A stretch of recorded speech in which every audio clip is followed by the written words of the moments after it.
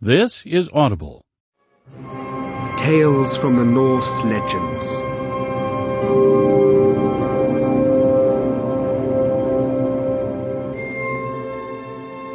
The creation of the universe.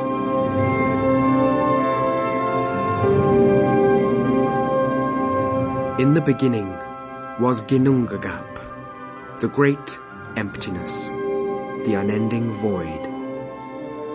It was a region so vast that it went on in all directions forever, with room for 1 billion universes. There was no up nor down in Ginnungagap, no light, no darkness, no north, south, east, nor west. There was no sound in Ginnungagap, yet no silence either, only endless space. No one knows the secret of creation, how something could be formed out of nothing. But millions of eons before our universe existed, 2 distinct regions came into being, 2 completely different worlds, the lands of fire and ice. The land of fire was called Muspelheim, which means the home of the destroyers of the world, and it was a truly terrible place. There was nothing in Muspelheim except black, burning rocks, continually erupting volcanoes, molten lava, and a sky permanently filled with black, choking smoke. Howling winds blew clouds of flame and showers of sparks through the smoky sky. Volcanic dust covered everything, and great sheets of flame burst sporadically from the burning ground, which was continuously cracking and splitting. Nothing lived in Muspelheim at first, except for one being, the dreaded Surt, the fire demon, whose dwelling place was in its very centre. Surt was the first being, and would spend eons forging his doomsday weapon, the great fire sword that it was his destiny to wield come Ragnarok, the twilight of the gods, when he would burst forth out of Muspelheim to lay waste the universe. The other region, Niflheim, was a very different place to Muspelheim. While equally vast and desolate, it was cold and frozen, a land of ice and snow, where Muspelheim was all roaring fires and heat. The winds of Niflheim never ceased blowing, and they blew great torrents of freezing rain and hail across endless snowfields. Huge glaciers, mountains of snow and ice, cracked and split the frozen earth. The rivers and seas of the universe had their origin in Niflheim, flowing out of Virgilmere, the primal river, which was also known as the Roaring Cauldron, or else they stemmed from the freezing depths of Elivagar, the primal spring that filled the seas of Niflheim, its dark, cold waters spilling out and filling up the northern parts. The waters of Niflheim, its rivers and seas, were incredibly dangerous. Mountainous icebergs, whirlpools, great frozen cliffs that opened and closed like the jaws of some massive beast. The waters of this icy wilderness were anything but pure, however, for Elivagar was polluted by numerous streams of vile black poison that flowed into its waters, corrupting them and forming black ice when it reached the surface. This taint in the fabric of Niflheim would have dire consequences in time, and it spread throughout the entire northern part of Ginnungagap. As eons passed and the lands of fire and ice continued to spread across Ginnungagap, they eventually came into contact with each other. When the hot fires of Muspelheim came in contact with the cold air of Niflheim, an awesome phenomenon took place. The collision of fire and ice caused a huge explosion, sending millions of tons of water flying into the air to rain down all along the breadth of Ginnungagap, where the lands of fire and ice had met. As the freezing waters of Niflheim fell, where they mixed with the ash and clay of Muspelheim, they formed the body of a giant. Now when life sprang forth in Ginnungagap, it did not happen in a matter of minutes. In fact, the giant lay prone and unconscious for many eons, unfeeling and unmoving. His name was Orgelmir, although his offspring called him Ymir, and he was the first of the mountain giants. For eons Ymir lay sleeping, and the various elements that he was composed of mixed and melded, the water and snow, the ice and clay, the cinder and ash, the hot smoke and the freezing air, and the poison waters of Elivagar. After a long time his body solidified, and he began to sweat. From beneath his left armpit a male and a female were born, and soon after his right foot mated with his left, and he gave birth to a 6-headed giant son. These first creatures were to found the races of the ice and mountain giants. Elsewhere in Ginnungagap, another being had been born, following the merging of fire and ice. This being was an enormous cow called Adumla. Now Adumla was formed at the same time as Ymir, but none of the poison of Elivagar had gone into her creation, for she was formed from the pure ice and the fire of Muspelheim. Since no grass or trees existed, Adumla had nothing to eat, so she fed herself by licking the ice, and as she fed, 4 great streams of milk flowed from her udders, feeding the giant Ymir. Then something very strange happened. As Adumla licked away at the ice, and night began to fall at the end of the first day, she uncovered the hair of a man. Throughout the whole next day, Adumla licked and sucked away into the ice, until the man's head and shoulders were uncovered. On the 3rd day, a complete being stood uncovered, naked and beautiful on the ice, huge and powerful and awesome to look upon. This was Buri, the father of the gods. Buri gave birth to a son called Bor, who married Bestla, the daughter of a giant called Balethorn. In time, Bor and Bestla had children, 3 sons, who were called Vili, Ve, and Odin.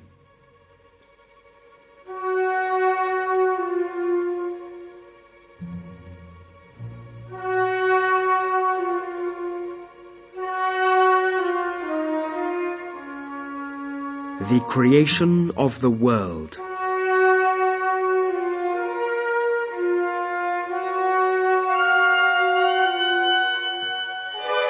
Now these being mentioned so far were the primal beings of the universe, from whom all the other gods, giants and men would descend. All of them had been formed in the nothingness of Ginnungagap, between the realms of Muspelheim and Niflheim. Those which had been created within the pure ice and fire like Buri were good, but those whose creation had been tainted by the black corruption of Elivagar were evil. Such is the nature of good and evil. They cannot coexist peacefully. And sooner or later, the gods and giants would clash in the roaring madness of battle. The first conflict between the giants and the gods led to the death of Ymir and the creation of the world. The sons of Ymir, the ice giants, Thruthgelmir and Bergelmir, were huge, misshapen, violent beings with dark intentions and cold hearts.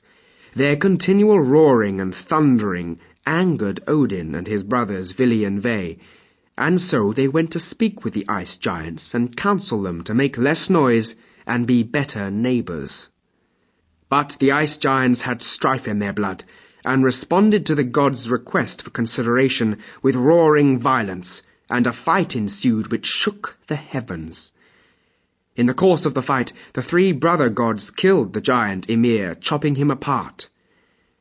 So much blood flowed from his wounds that all his family were drowned, with the exception of the youngest, Bergelmir, who managed to escape by swimming through the waves of blood, dragging his wife behind him by the hair, until he reached an enormous hilltop which even the oceans of Ymir's blood could not cover. There he and his wife collapsed, exhausted, panting like dogs, but safe from the wrath of the gods. The gods used Ymir's remains to create the world.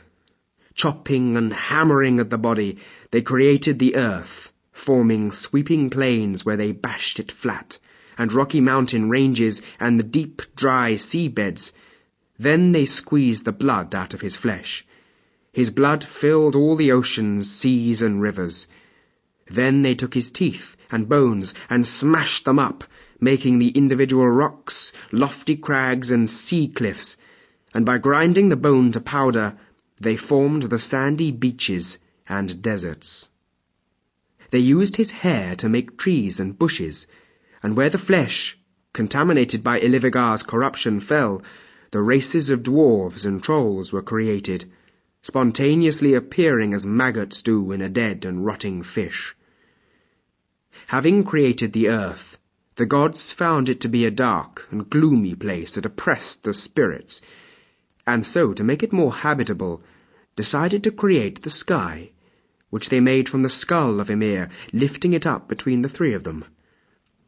To hold the sky in place, Odin ordered 4 of the recently born dwarves to support its 4 corners. The dwarves he named North, South, East, and West. Then Odin took one of the sons of Bergelmir, the giant, and turned him into an enormous eagle, and placed him where the seas ended, enchanting him, so that it would beat his wings endlessly and create the winds that blow across the earth and move the waves of the sea. Heaven and earth being created, the gods then took some of the blazing sparks that blew through the firmament above Muspelheim and scattered them in the heavens, creating the stars. Next, the gods split the world into 2 distinct realms. The first of these they named Jotunheim, the land of the giants, and they surrounded it with seas and oceans and great mountainous peaks, so that the surviving giants and their descendants would have somewhere to live, but were hemmed in, making it difficult for them to get out, and cause trouble. They took the eyebrows of Ymir and formed them into huge cliffs, unassailable palisades of ice and rock, creating a walled citadel in the centre of the earth which they named Midgard, or the Middle Fortress, which was to be the home of man.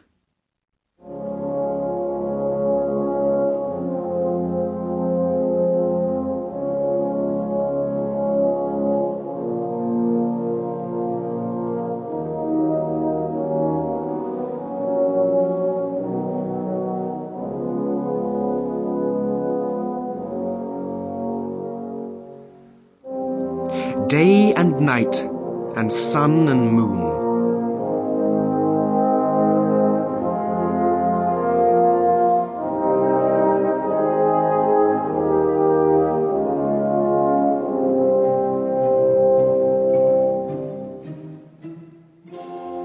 At first, the world was a dark and gloomy place, even with its great open skies, and the gods were obliged to create the sun and the moon, so that life for a man would not be so gloomy and dreary. They also had to invent day and night to make his time on earth better. By day he could work, farm, fish, and hunt, and by night sleep and recover his energy for the following day's work. Even though the gods devised a system of day and night for man's benefit, they set the giants to work in doing so. Night was a giantess, the daughter of Nafi of Jotunheim, and she was a beautiful creature with long, flowing black hair, shiny and dark as a raven's wing. Her first husband was a giant called Darkness, with whom she had a baby that they called Space. Her second husband was a mysterious character known simply as the Other, and there are many theories as to his identity. The two had a daughter called Earth, and shortly after, the Other vanished, leaving Night alone. Finally, Night married a third husband named Dawn, a blonde-haired figure, and together they had a fair-haired shining son who was called Day. The gods decided to divide each turning of the earth, which took 24 hours, into 2 halves to be equally divided into night and day. Night and Day were given a chariot each, and a pair of mighty horses which would gallop so fast that the chariot would lift off from the ground and fly through the sky. Night and day are not alone as they ride through the skies on their endless gallop. The gods created the sun and the moon to keep them company. The sun and the moon were fixed in the heavens at first, unmoving, and both could be seen together, whether it was night or day. Then, one day, a being descended from the giants called Ferrie, which means the world-turner, had 2 children, a boy and a girl, who were so beautiful he named them Sun and Moon, boasting that they outshone everything else in creation except those 2 celestial bodies. The gods were annoyed by Mundilfer's vanity and arrogance, and punished him, as was their wont in such cases, by taking away his children and putting them to work in the heavens. The girl's son was given the task of riding and steering the mighty steeds that pulled the chariot of the sun. So that she would not be burned to death, the gods placed an indestructible shield named Svalin, or cold iron, between the chariot of the sun and the horses and their rider. So she rides the mighty horses through the heavens, happy and free in her punishment, fearing only the day the spawn of Fenrir, the great black wolf of Ragnarok, will catch up with her and swallow the sun. The boy Moon rides through the heavens just like his sister, but because his task is more complicated, since the moon must wax and wane, the gods permitted him a pair of helpers, 2 children named Bil and Yuki, who were snatched by the moon from the peak of a mountain where they had been sent by their grandfather to fetch water from a well which was sacred to the gods. By turns, the boy Bil and his sister Yuri draw a dark curtain back and forth over the moon, so changing its appearance and making it difficult to find for the brother of the black wolf that hunts the sun. This other wolf is a great grey-white beast, a true spawn of Ragnarok, and it runs frothing at the mouth, saliva dripping from its great yellow fangs, its red eyes gleaming in the darkness, hungry to find and swallow the moon as it one day must. Ragnarok is inevitable, and even the gods have to accept that one day it will come, for their lives too are bound by the tapestries woven by the Norns, the 3 weird sisters of destiny. The great fear of Ragnarok was one of the reasons Odin created men. He created men to be warriors, so that when the dreaded time arrived, there would be a huge army to help the gods against the giants and monsters. Odin created man and woman in the dawn of time when the world was still young. He was walking along the seashore with his 2 brothers, Vili and Ve, who were sometimes known as Heinir and Lodir, not long after they had created the world. 2 tree trunks had been washed up on the beach. As the sun began to set and the 3 brother gods drew up close to the logs, they had an idea. Vili took handfuls of golden sand and began to fill up the hollow trunk of one of the trees, which was an ash, and Ve did the same with the other, an elm. Odin then bent down and breathed the spirit of life into the dead trees. The 3 gods then stood back and watched as first a woman and then a man took form and began to emerge from the 2 pieces of driftwood.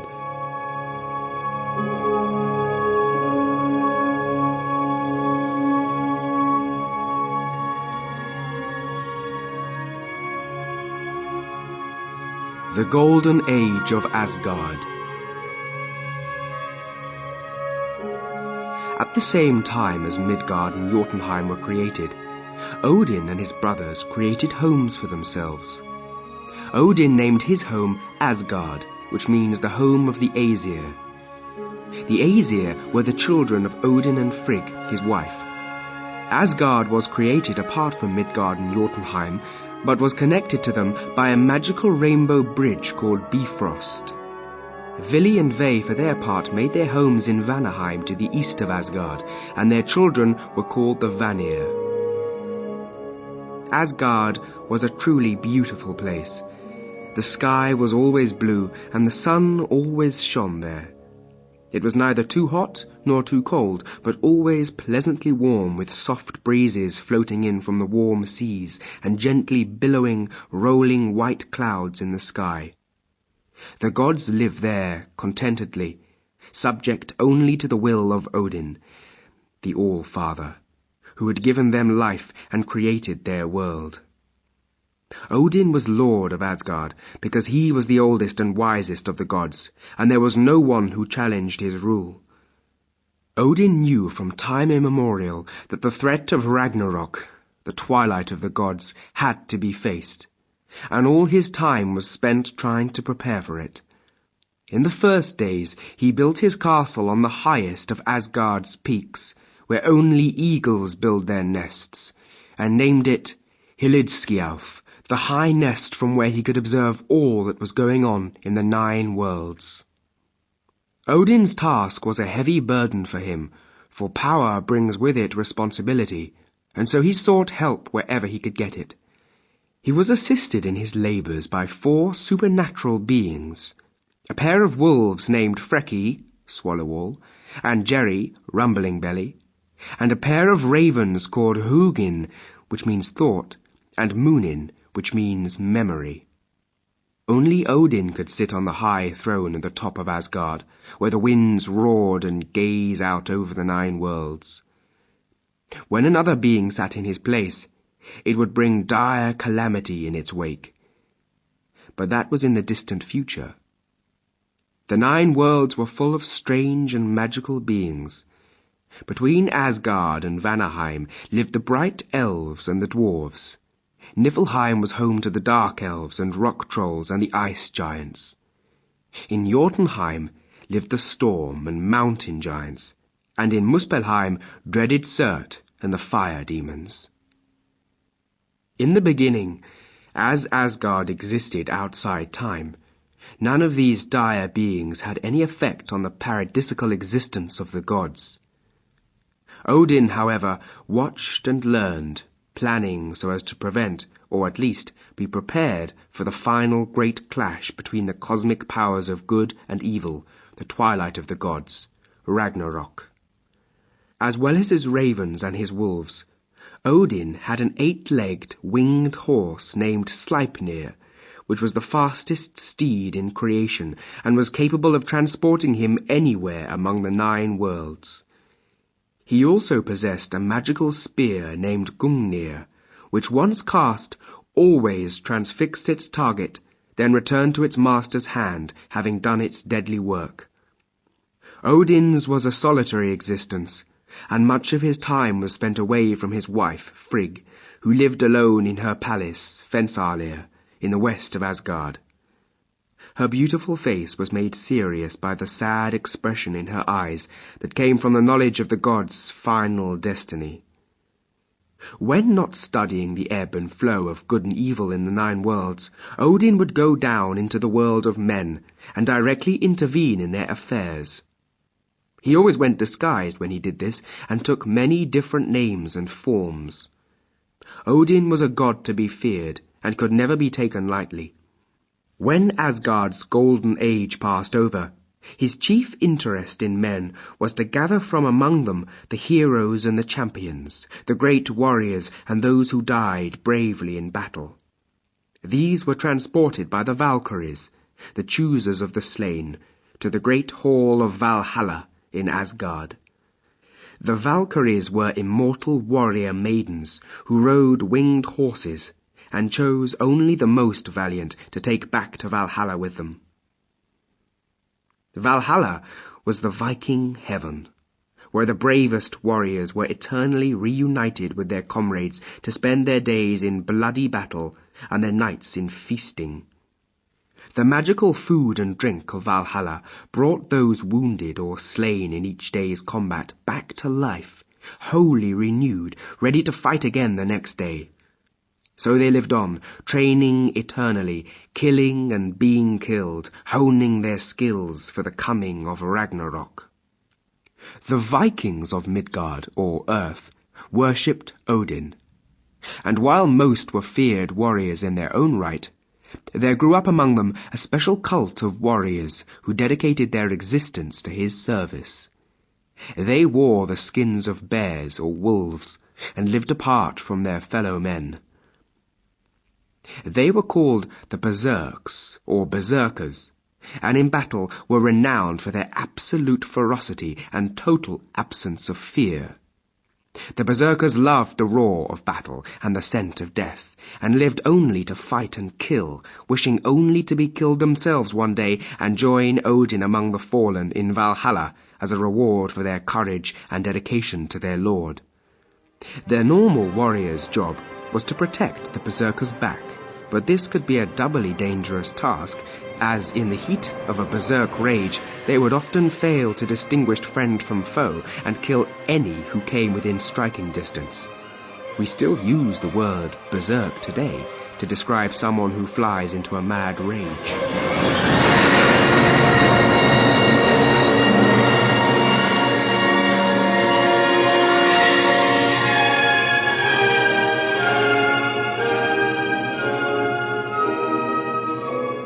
The gods of Asgard.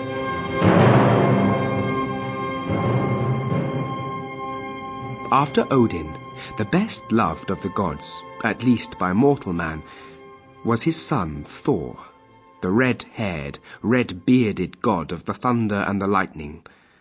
Thor was the most powerful of the other gods, and was also referred to as the Thunderer, the Smiter, and the Defender of Asgard and Midgard. To help him fight the terrible enemies of Asgard, Thor possessed a number of magical items.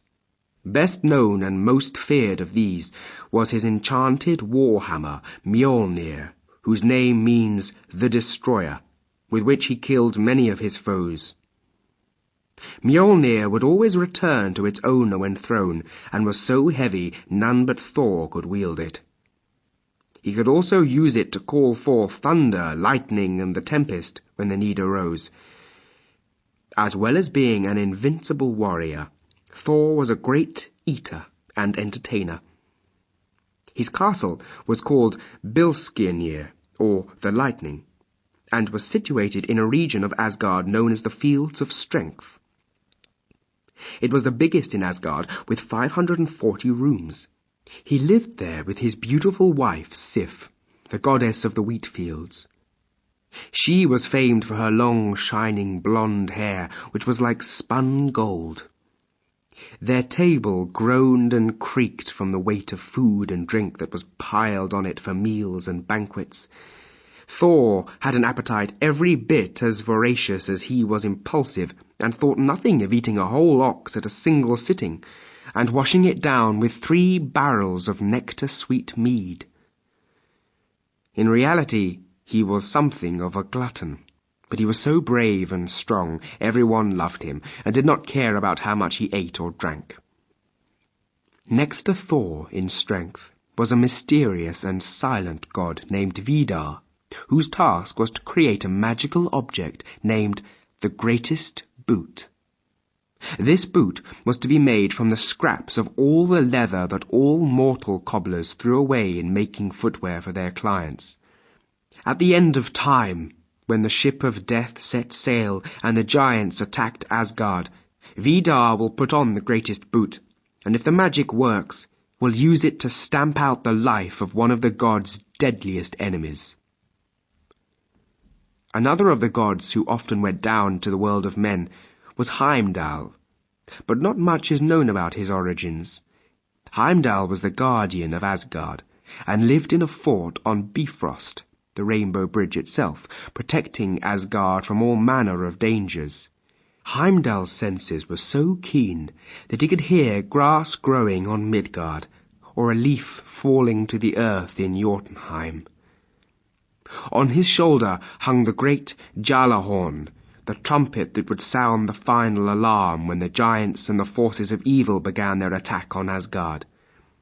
Heimdall would be the first to face the forces of evil when Ragnarok dawned, and no finer sentinel existed in all the 9 worlds. Another important god was the war god Tyr, whose runes marked the swords and axes of mortal men. Tyr was the son of Odin, and, if anything, was even braver than Thor, but not quite so powerful as his brother. Tyr would have to make a great sacrifice for the good of Asgard before the coming of Ragnarok.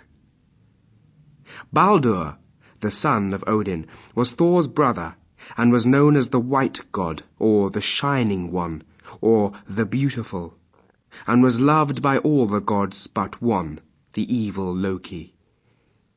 Baldur was loved by all things in creation, and because of a prophecy that he would one day be slain by treachery, Frigg, who was the mother of everything in nature, made all things swear that they would never harm her beloved son, so that he should not die by fire, stone, metal, wood, or water. Even so, it would come to pass that Baldur would die at the hand of his brother, the blind god Hodur, and this event would presage the coming of Ragnarok.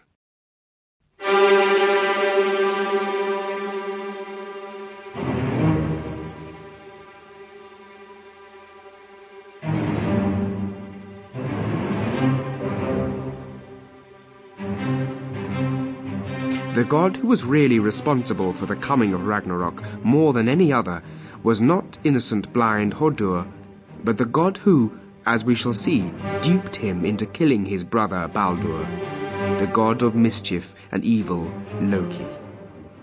Though physically beautiful and possessing a beguiling charm, right from the beginning Loki was a troublesome spirit with a nasty, mean, spiteful streak that led him, and eventually all Asgard, into serious trouble. Odin, it has to be said, found Loki's cunning and twisted evil way of thinking quite attractive in many ways, and played with him, much as children play with matches, not quite realizing the true danger until they get burned.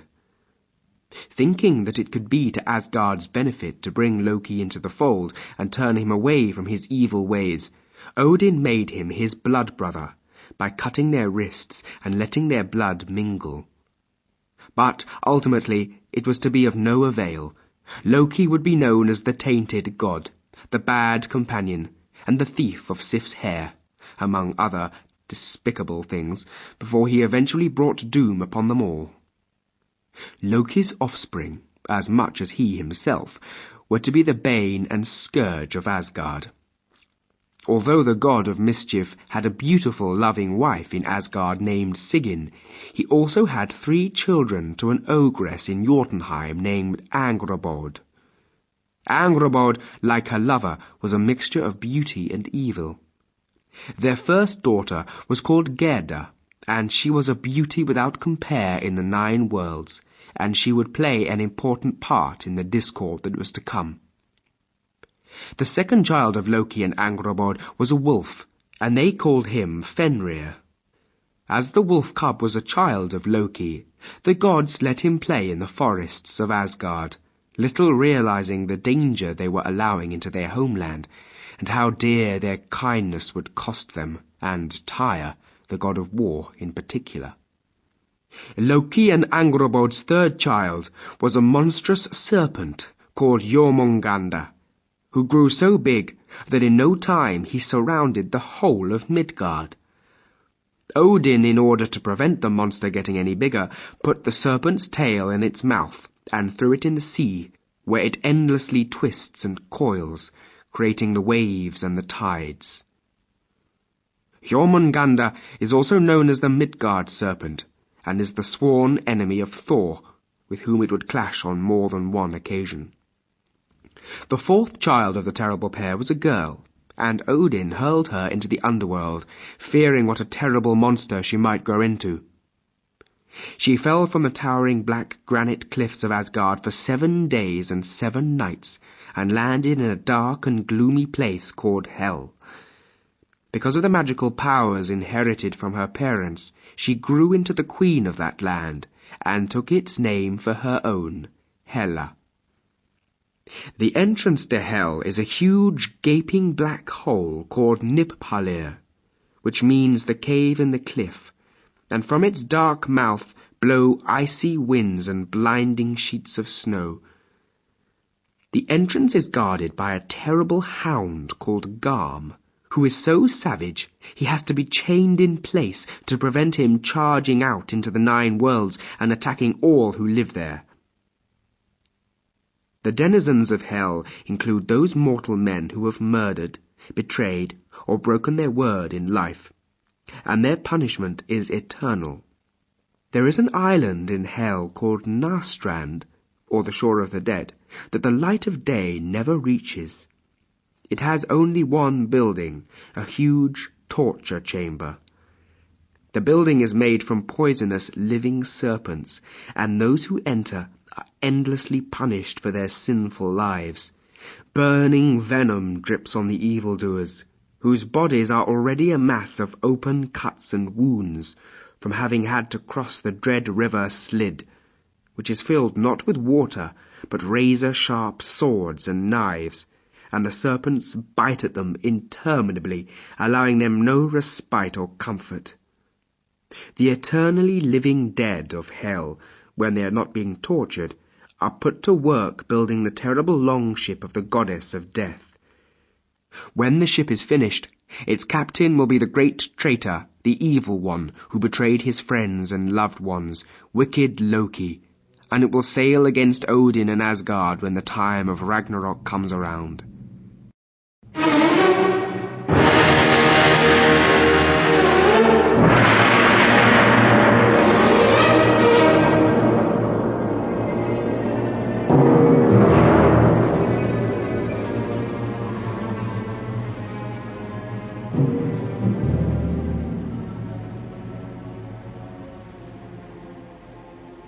Yggdrasil, the World Tree, and the 3 Norns, the weavers of destiny.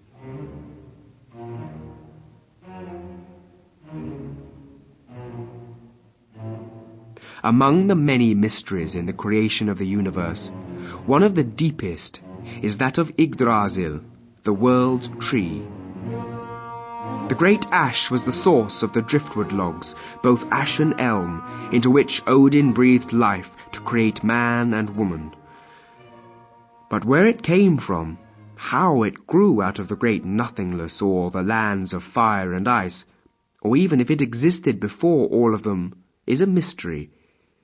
Mortal men cannot see Yggdrasil, for it is invisible. But it links all the 9 worlds, joining heaven, earth, and hell.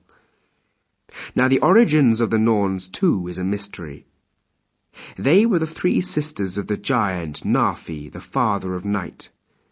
They came out of Jotunheim and made their home in Asgard, in the cave where the roots of Yggdrasil went into the ground. They guarded the world tree's roots from all danger and contamination, mixing a magical paste from the waters of the well with which they coated the roots of the tree every day to prevent it ever becoming dried out or rotten. When they were not caring for the tree, they spent their days spinning the cloth of destiny, weaving in the threads of each man's life, though they seemed to record it rather than ordain it. Every day the gods would go to the Norns to look at the picture of their destiny, which the Norns were weaving, and debate and plan how to delay the fatal day of Ragnarok, which they knew was inevitable. Yggdrasil's second root was in Jotunheim, the land of the giants, and at its foot there was another well, that of Mimir. In earlier times, Mimir himself had been a god, but in the age of Asgard only his head remained. Mimir's head drank daily from the waters of knowledge which bubble out of his well, and he knows the past, present, and future. Odin would have to go to Mimir and drink from the waters of the well to acquire the knowledge needed to save himself and his race from the final destruction threatened by Ragnarok. But the price of wisdom would be high. The third root sinks deep down into the heart of Niflheim, and there it is splashed by the evil broth of Virgelmir, where there is a huge nest of hissing, poisonous vipers, and a terrible dragon named Nithog, who gnaws endlessly at the roots of the world tree. 4 huge stags eat the bark of the tree, and in the bole of Yggdrasil nests an ancient and malignant eagle. This realm is linked by the subterranean passageways to the dark and gloomy domain of Hell. The queen of the underworld, Hela, sits, almost always alone, in her huge, empty palaces. She receives the visits of evil men who had lived dishonorable lives and died badly, offering them what she has to eat from a plate called hunger, with a knife and fork of famine. Stupidity is her handmaiden, and senility her servant, and the threshold of her palace is called trickery. She is a bloodless, horrifying creature with fetid breath and baleful eyes, one green, one red. And none of those who go to her ever feel the warmth of the sun or know joy again.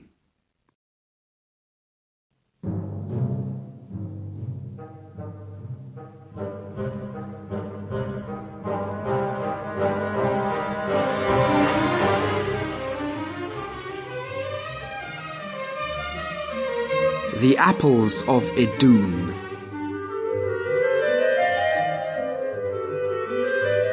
The gods of Asgard, or the Aesir as they were also known, owed their continued immortality to the goddess Idun, who cultivated the orchard of the golden apples of eternal life. This is the story of how Idun and the golden apples were once stolen from Asgard, and what the consequences of that theft were. One fine day, when all was well in Asgard, Odin and his brother Henir decided to take a trip outside the realm of the gods and do a little hunting. Now Loki, the god of mischief, heard about this, and being bored in Asgard because he had no one to tease and provoke, as Thor had gone off to fight with the storm giants in Jotunheim, and Baldur was wandering around somewhere down on Midgard, immediately invited himself along for the trip. The 3 gods set off on foot, and spent the first night in a great wood, sleeping under their cloaks beneath the canopy of the skies, after eating the provisions they had brought along with them. The following day they marched for many, many miles, crossing rivers and climbing mountains, until they found themselves in rocky, empty terrain. They camped for the night next to a trickling mountain stream, so they had plenty to drink, but caught nothing to eat to satisfy the whining pangs of hunger that had begun to creep into their bellies. The next day they decided to keep marching north and continue their exploration of the barren foothills in which they found themselves. Eventually, just before dusk, they came across a herd of unbranded cattle on the edge of a dark forest. Stomachs rumbling with hunger as they had not eaten for over 20 hours, Henir knocked an arrow to his great hunting bow and shot a particularly large and succulent-looking ox from a range of about 800 yards. The beast died instantly when the arrow struck, and the 3 Asgardians immediately built a fire and prepared to cook their kill. When the ox had been roasting on a spit for a good hour, Odin, his stomach rumbling and his mouth watering, tore off a leg and took a bite, only to spit the flesh out in surprise, because it tasted as raw and cold as if it had never been cooked. Odin frowned, and Loki continued to turn the spit, Henir throwing more wood on the fire to build up the heat and speed up the cooking. After another hour, Henir took his knife and cut off a strip of the calf's blackened flesh. He too spat out the meat, which, even though the carcass was well charred on the outside and smoking, remained raw and cold. "There's something fishy going on here," said Odin, scratching his bearded chin thoughtfully. "Smells like magic to me, brother," said Henir. Just then a loud, screeching voice shouted out, "Surt, the fire demon couldn't cook that meat unless I allowed it, so you Asgardians haven't got a hope." The 3 gods, who had thought they were alone, spun around, scanning the trees and bushes for the source of the voice, but at first they could see nobody. Then Odin shouted imperiously, "Who are you? Come out and show yourself." With that, An enormous eagle that had been perched at the top of a gnarled and ancient oak tree swooped down and perched on one of the thick lower boughs. "You're wasting your time. That meat won't cook unless I allow it," said the eagle in a gloating tone. Now Odin, who didn't like it when supernatural eagles didn't answer his questions and kept him from eating his dinner, snapped, "Well, do so then. Or is it your way to starve visitors to death in your land?" The eagle retorted, "Only if you promise to let me eat my fill first. After all, they are my cattle." Realizing that they faced a magic as powerful as their own, and as they were a long way from home, and getting hungrier by the minute, the gods quickly agreed to the eagle's demand. "Give it another minute and that'll do it then," said the eagle, jumping off its perch and flapping to the ground as it spoke. A minute later, the roasted carcass was on the ground in front of the giant eagle, and it began to rip off huge chunks of succulent-looking, wonderful-smelling meat. However, the gods' initial wonderment soon turned to annoyance and then anger, as the greater part of the carcass was gobbled up in a matter of minutes, and in record time all they were left with was a few bones. Loki, who was a greedy glutton at the best of times, was livid at being tricked by the eagle, and in a fit of rage picked up a solid, knotty oaken branch from the ground, intending to batter the eagle, break its skull and cut it open to get back all the meat it had wolfed down. But the eagle leapt into the air, avoiding the blow, and caught the club in its claws as it shot skywards. Taken by surprise at the speed of the great bird, Loki had no time to release his grip, and promptly found himself shooting up above the treetops as the mighty eagle soared skywards. Try as he might, Loki could not release his grip, and as he was carried higher and higher, shouting to the other gods to help him, he realized that he was in the clutches of a dangerously powerful magical being. The eagle flew over the treetops for a while, every now and again allowing Loki's legs to bang into the upper branches, which felt like being birched. Then it took him to a huge rocky cliff and began to scrape him along its edge. The now impotent god of mischief was anything but amused, and roared at the top of his voice, "Let me down, you feathered monster! You don't know who you're trifling with! Let me down, or you will rue the day you crossed my path!" The fierce-eyed eagle just glared at him, though, then flew even faster and higher than before. Blustering and threats having failed, the terrified Loki, whose arms by now felt like they were going to pop out of their sockets, began to plead and bleat for mercy. "Oh, please, mighty eagle, let me down. I'll do anything you ask of me. Please, just let me down." The eagle at this point, judging Loki to be sufficiently terrified, screeched at him, "Foolish, arrogant little god! Know now that I'm no eagle but the giant Thiassi, and unless you swear to bring me the goddess Idun and the golden apples of immortality, I will fly 7 miles up into the sky and drop you like a stone, and your body will be broken like an egg smashed by a hammer." To Loki, it seemed they must already be that high, because he could make out nothing of the earth below, and he shouted, Yes, whatever you say, I'll do anything, only please let me down." "Let you down? Yes, I shall let you down, but I'm warning you, you'd better not break your promise, or this is what will happen," hissed the eagle, and so saying, dropped the wriggling Loki. Loki shot earthward like an arrow fired from a bow, going faster and faster, until it seemed he must crash into the rocky gully at the foot of the cliffs.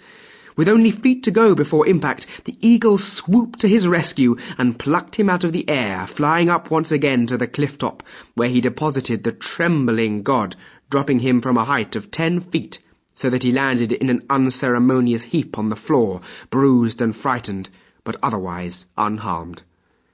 Flapping away into the sky, the eagle barked as it departed. "A month from today, in the old glade of the hare, in the woods outside Asgard, and remember, no tricks, or I will break you like an egg." Whinging and moaning, the startled Loki limped his way back down into the woods, where he could still see the smoke from Odin and Henir's fire. he decided to say nothing about the truth of what had happened to him, because Thiassi had put a giant fear into him. The three gods, fed up with meat that couldn't be cooked and giant talking eagles that stole their dinner, decided to return to Asgard.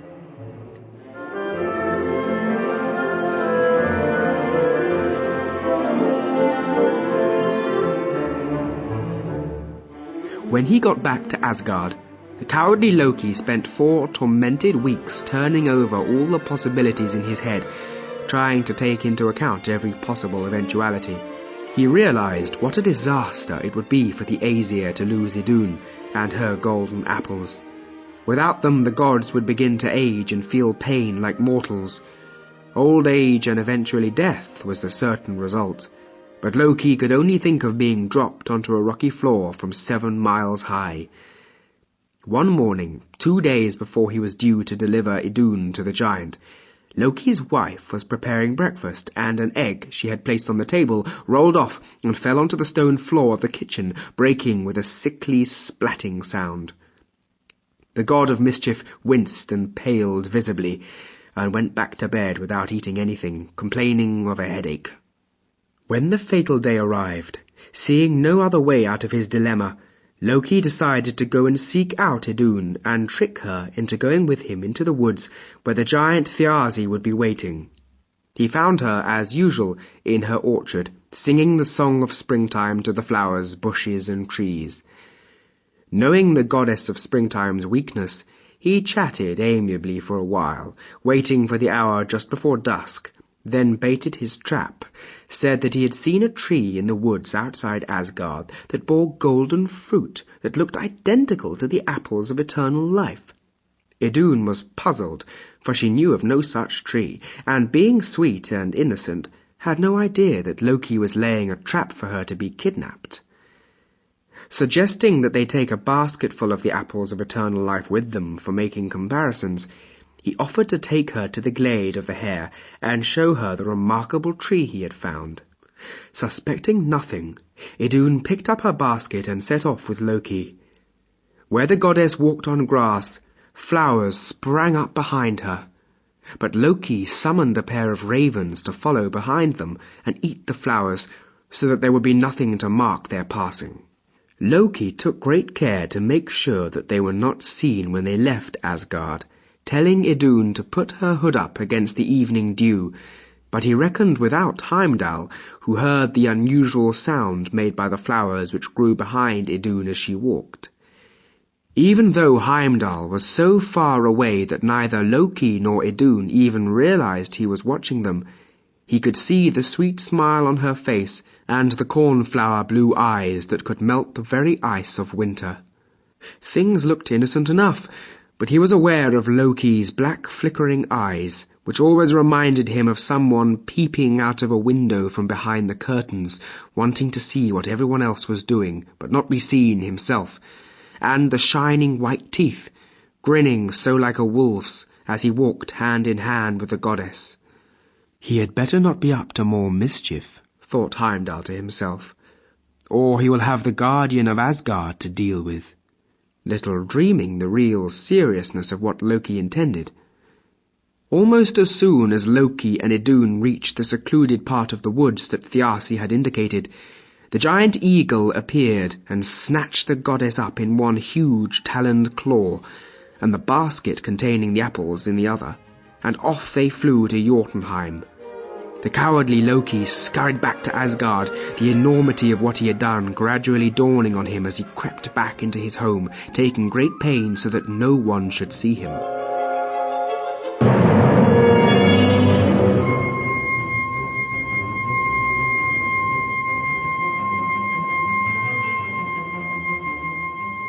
Within a matter of days, the gods became aware of Idun's absence. Their hair began to turn grey, and they began to notice aches and pains, small things, but things they had never experienced before, and various of them went to find Idun. When they realized that she was no longer in Asgard, and that the apples of eternal life were gone too, they grew concerned, and a council meeting was called.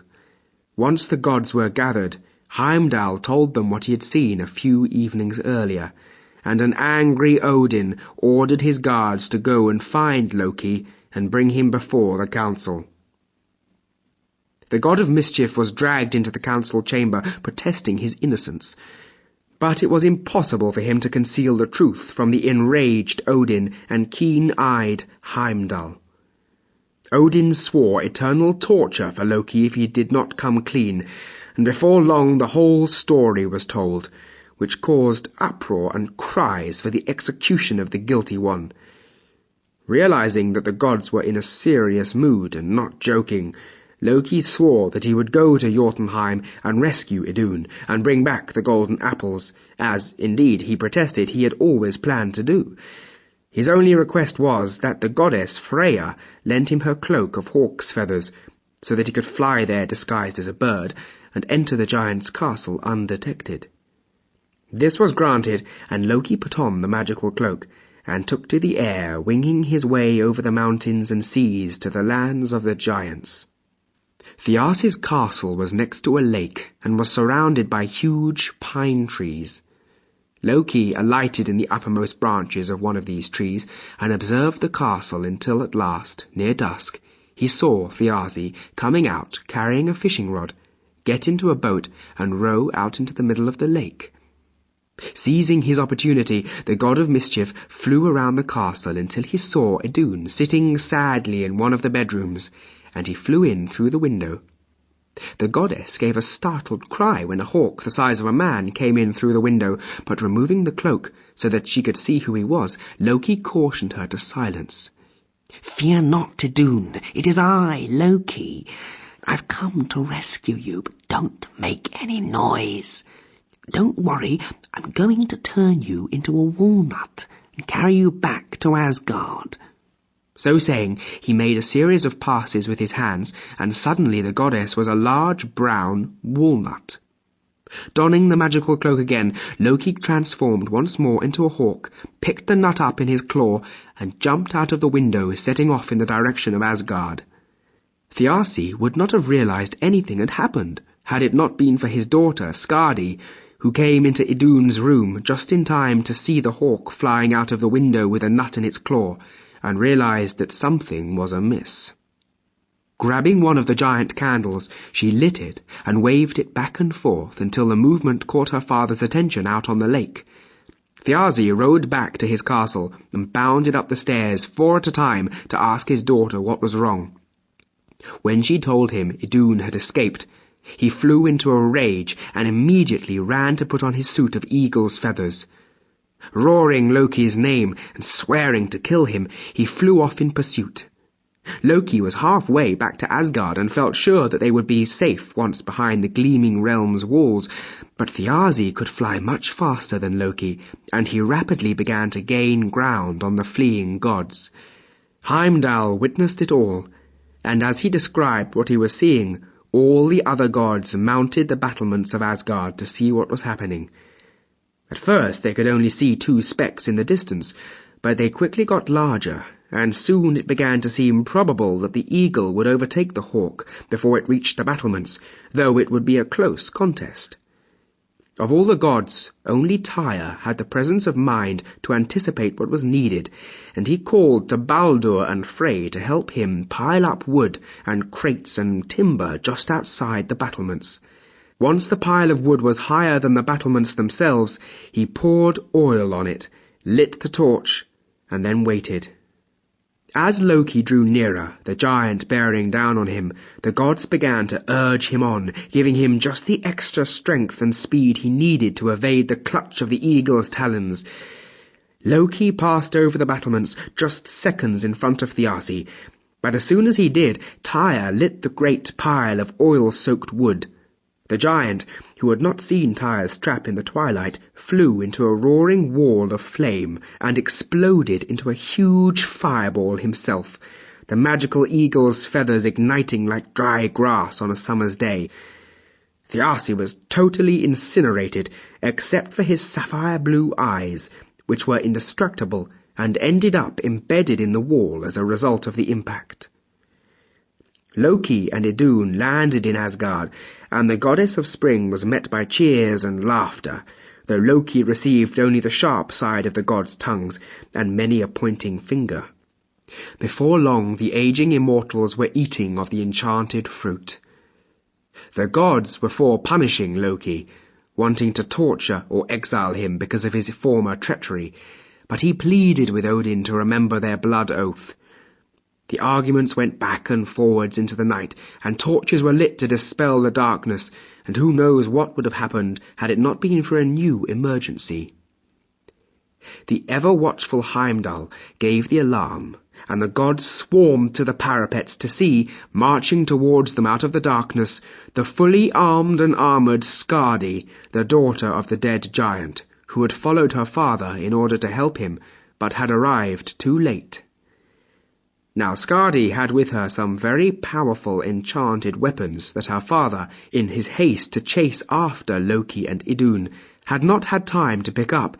These weapons made her an adversary worthy of respect, for they could kill even immortals. So Odin began to parley with her, asking her what she wanted. "Retribution for my dead father is what I want," said the grim-faced Skadi, turning her dead father's magic axe in her hands, apparently determined to have blood revenge. Odin, though, explained the full story to Skadi, and managed to convince her that her father had brought his destruction upon himself, suggesting that they could compensate her in some way for what she had lost. "What can take the place of my now dead father?" asked the giantess challengingly, and it was crafty Loki who responded quick as a flash. "What about a live husband, mighty princess? One of the gods of Asgard, perhaps? Many there are who could make you happy and brighten the lonely darkness of the long nights ahead in Jotunheim." The shining face of Baldur the Beautiful caught Skadi's eye, and without a second's hesitation she responded, "Done! I accept your offer, but I want him," pointing to the Shining One as she spoke. And now Loki knew that the Asgardians, who loved Baldur dearly, would not allow him to be whisked off to Jotunheim, so he craftily manipulated the situation, flattering the giantess shamelessly to save his skin. "But, beauteous Skadi, if you take Baldur just like that, it will not be fair on all the other gods, who I can see would jump at the chance of winning your hand. Let there be a competition to decide who shall receive the honour." This really set the cat among the pigeons, because in truth the grim-faced giantess, in her father's war-helm and brandishing his magical battle-axe, was no one's idea of a desirable future wife, and the gods began arguing amongst themselves as to who should be the luckless sacrificial husband. Eventually Odin decided the matter and declared that Skadi should choose her husband to be, but that she must do so solely by looking at his feet. A great wooden screen was brought, and all the eligible bachelors of Asgard, and some not so eligible, stood behind it, barefooted. Skadi was brought before the screen, which was raised 10 inches from the ground, so that only the god's feet could be seen. She had to pick the god whose feet she found most appealing. After a few minutes of inspecting the feet behind the screen, she noticed one pair of feet that were whiter than all the others, and thinking they must belong to Baldur, she picked them. Imagine her surprise when the god who walked around from the other side of the screen turned out to be none other than Njord, the sea god, whose feet were so white from the amount of time he spent standing in the surf, looking out over his watery domain. Being a god, though, he was considerably more handsome than anything Skadi was used to mixing with in Jotunheim, and so, feeling only slightly disgruntled, the giantess from the mountains married the god of the sea. The wedding was held in Asgard, and in all the commotion, the gods pretty well forgot about the fix Loki had gotten them into, and that was how the wily Loki saved himself from the wrath of the gods on that occasion.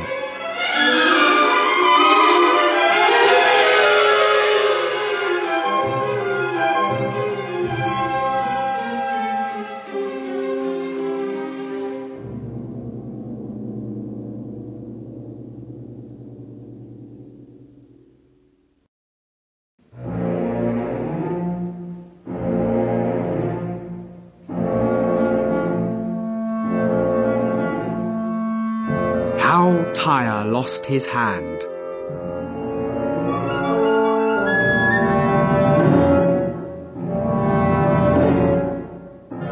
Directly or indirectly, Loki was always causing trouble in Asgard.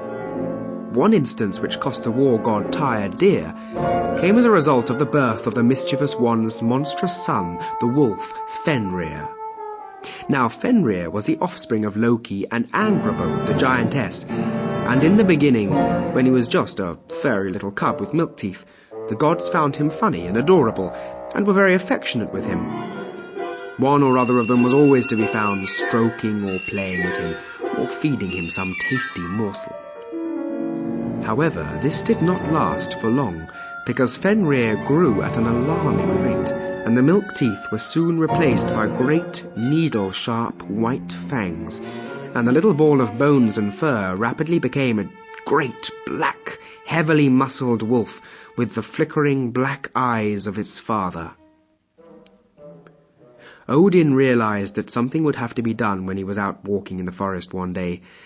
As he passed by close to Fenrir's den, he saw the beast, as big as an ox by now, stalk and kill one of the huge boar that roamed there.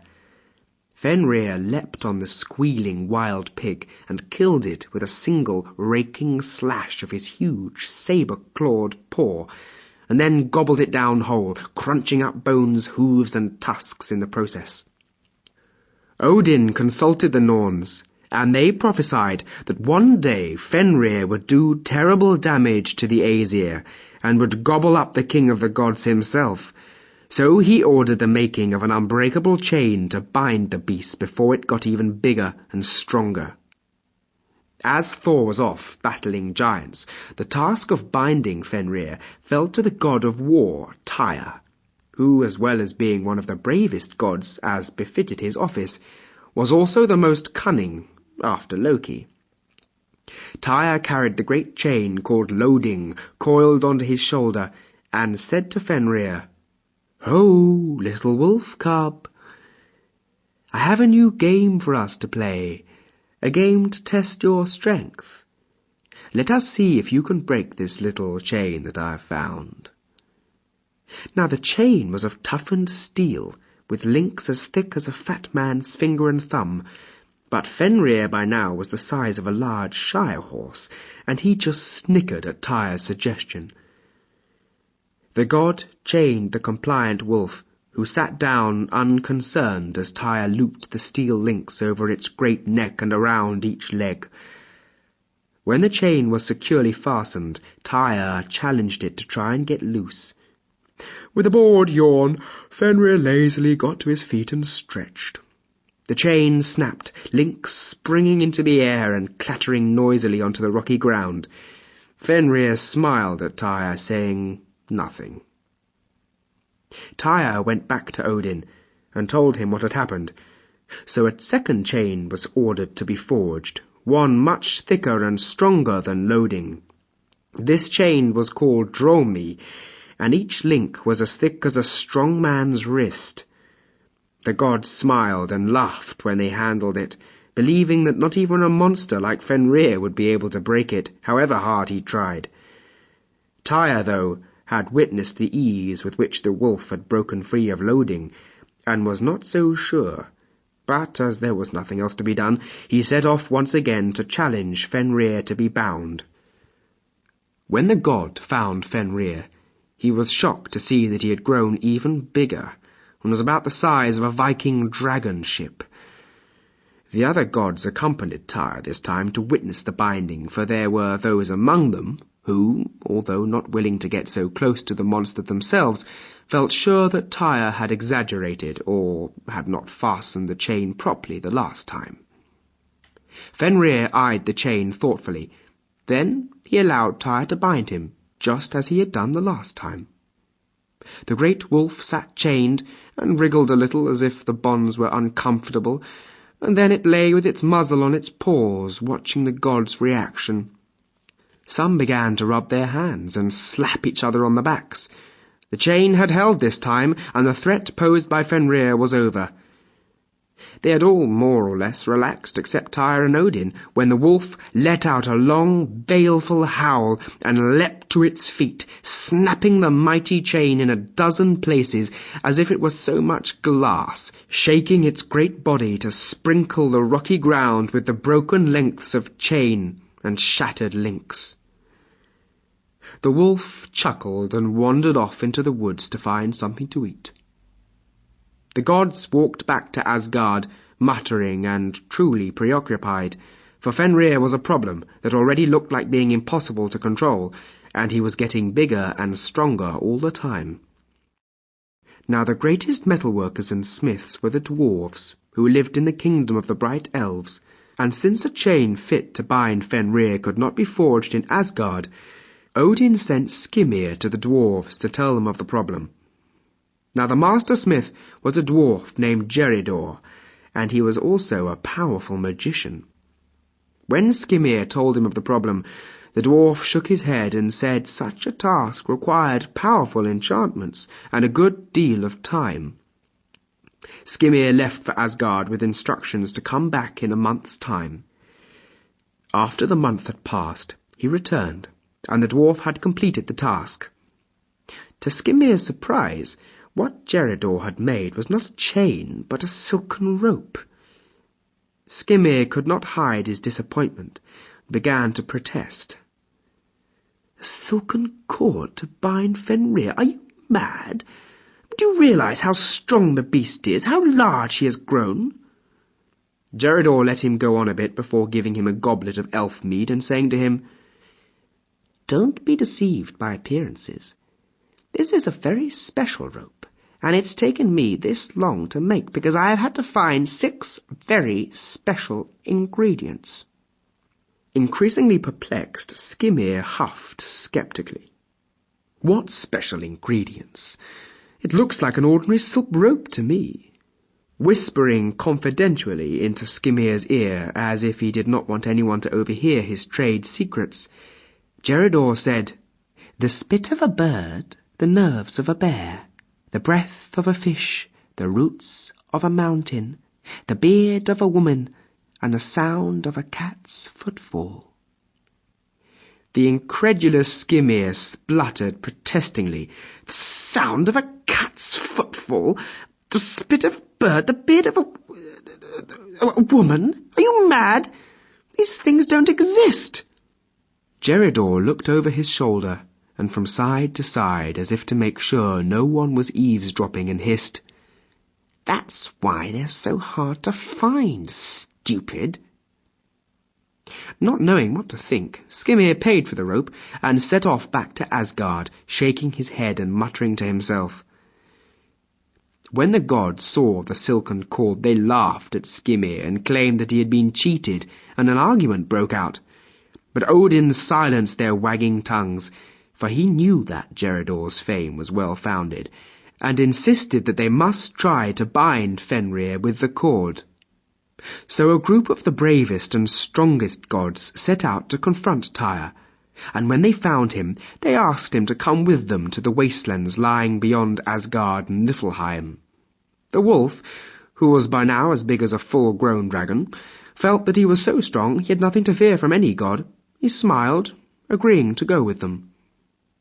So they set off northwards, and Fenrir padded along confidently in their company. They took a ferry across the dark lake Amsvartnir, and Tyr suggested disembarking on the island of Lyngvi for a spot of hunting, as there were huge fat oxen there that tasted delicious roasted on an open fire. Fenrir growled, "I prefer my meat hot, raw, and bloody, not burned and crisp by fire, and I like to kill it myself. But I'm hungry, so let's do as you say." Once on the island, the gods killed and roasted a huge ox, and were horrified to see the enormous appetite of Fenrir, who hunted down and gobbled up at least 20 while they were eating. His great appetite temporarily satiated, Fenrir sat down licking his chops, occasionally glancing at the gods as they washed down their foods with jugs of beer. Finally Tyr stood up and said, "O Fenrir, I hope that little snack has left you feeling strong, because I've come across a rope none of the gods can snap, and I bet you won't be able to either." Fenrir eyed the silken rope, which was called Gleipnir, and he snarled. "Bah, it looks like a shoelace. Snapping that's hardly going to enhance my reputation, is it?"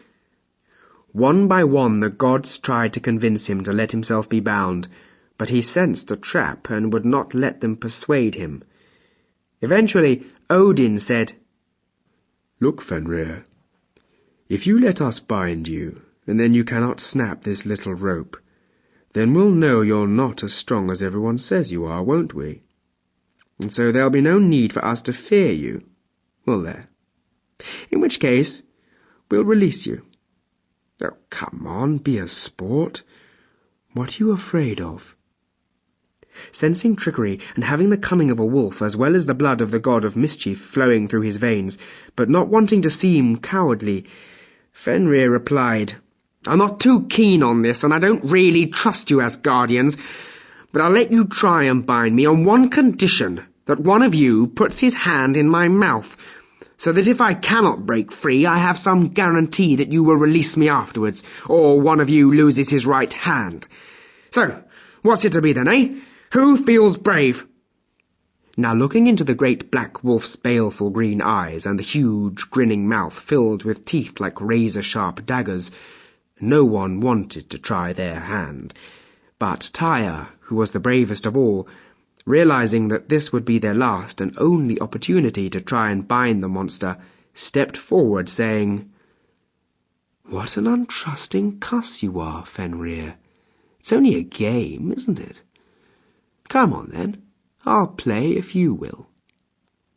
With that, he put his right hand, his sword hand, in Fenrir's mighty jaws, and the great wolf grinned contentedly as the gods set about tying him with silken rope.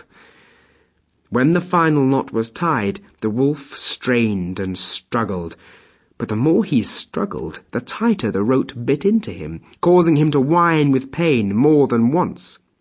At last he had to admit defeat, and demanded to be freed. The delighted gods just laughed and jeered at his request, all except Tyr, who knew what was coming next. The enraged wolf bit through the war god's wrist and swallowed his hand in a single gulp.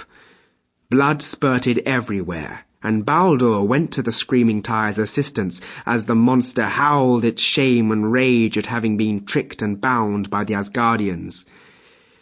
To be doubly sure, and to prevent the wolf from hobbling away to look for help, Odin took another chain, as thick as Dromi had been, and passed it through the rope. Then, fixing it to a metal spike, he drove it down deep into the granite floor of the island, and then the gods picked up an enormous boulder, and they placed it on top of the spike, so that no one could try to dig it out. Fenrir could still move his head, and he growled and snarled and snapped at the Asgardians in his rage, and then began to howl for help. As he howled, Tyr, the stump of his right wrist now bandaged, took his sword in his left hand and jammed it in Fenrir's mouth, the pommel digging into the lower jaw and the point sticking into its palate, so that he could neither bite nor howl. The look of hate and rage in the wolf's eyes would have frightened a mortal man to death, but at last he was safely bound. And that is what the gods did with Fenrir the wolf, the third son of evil Loki, and why the war god Tyr has only one hand.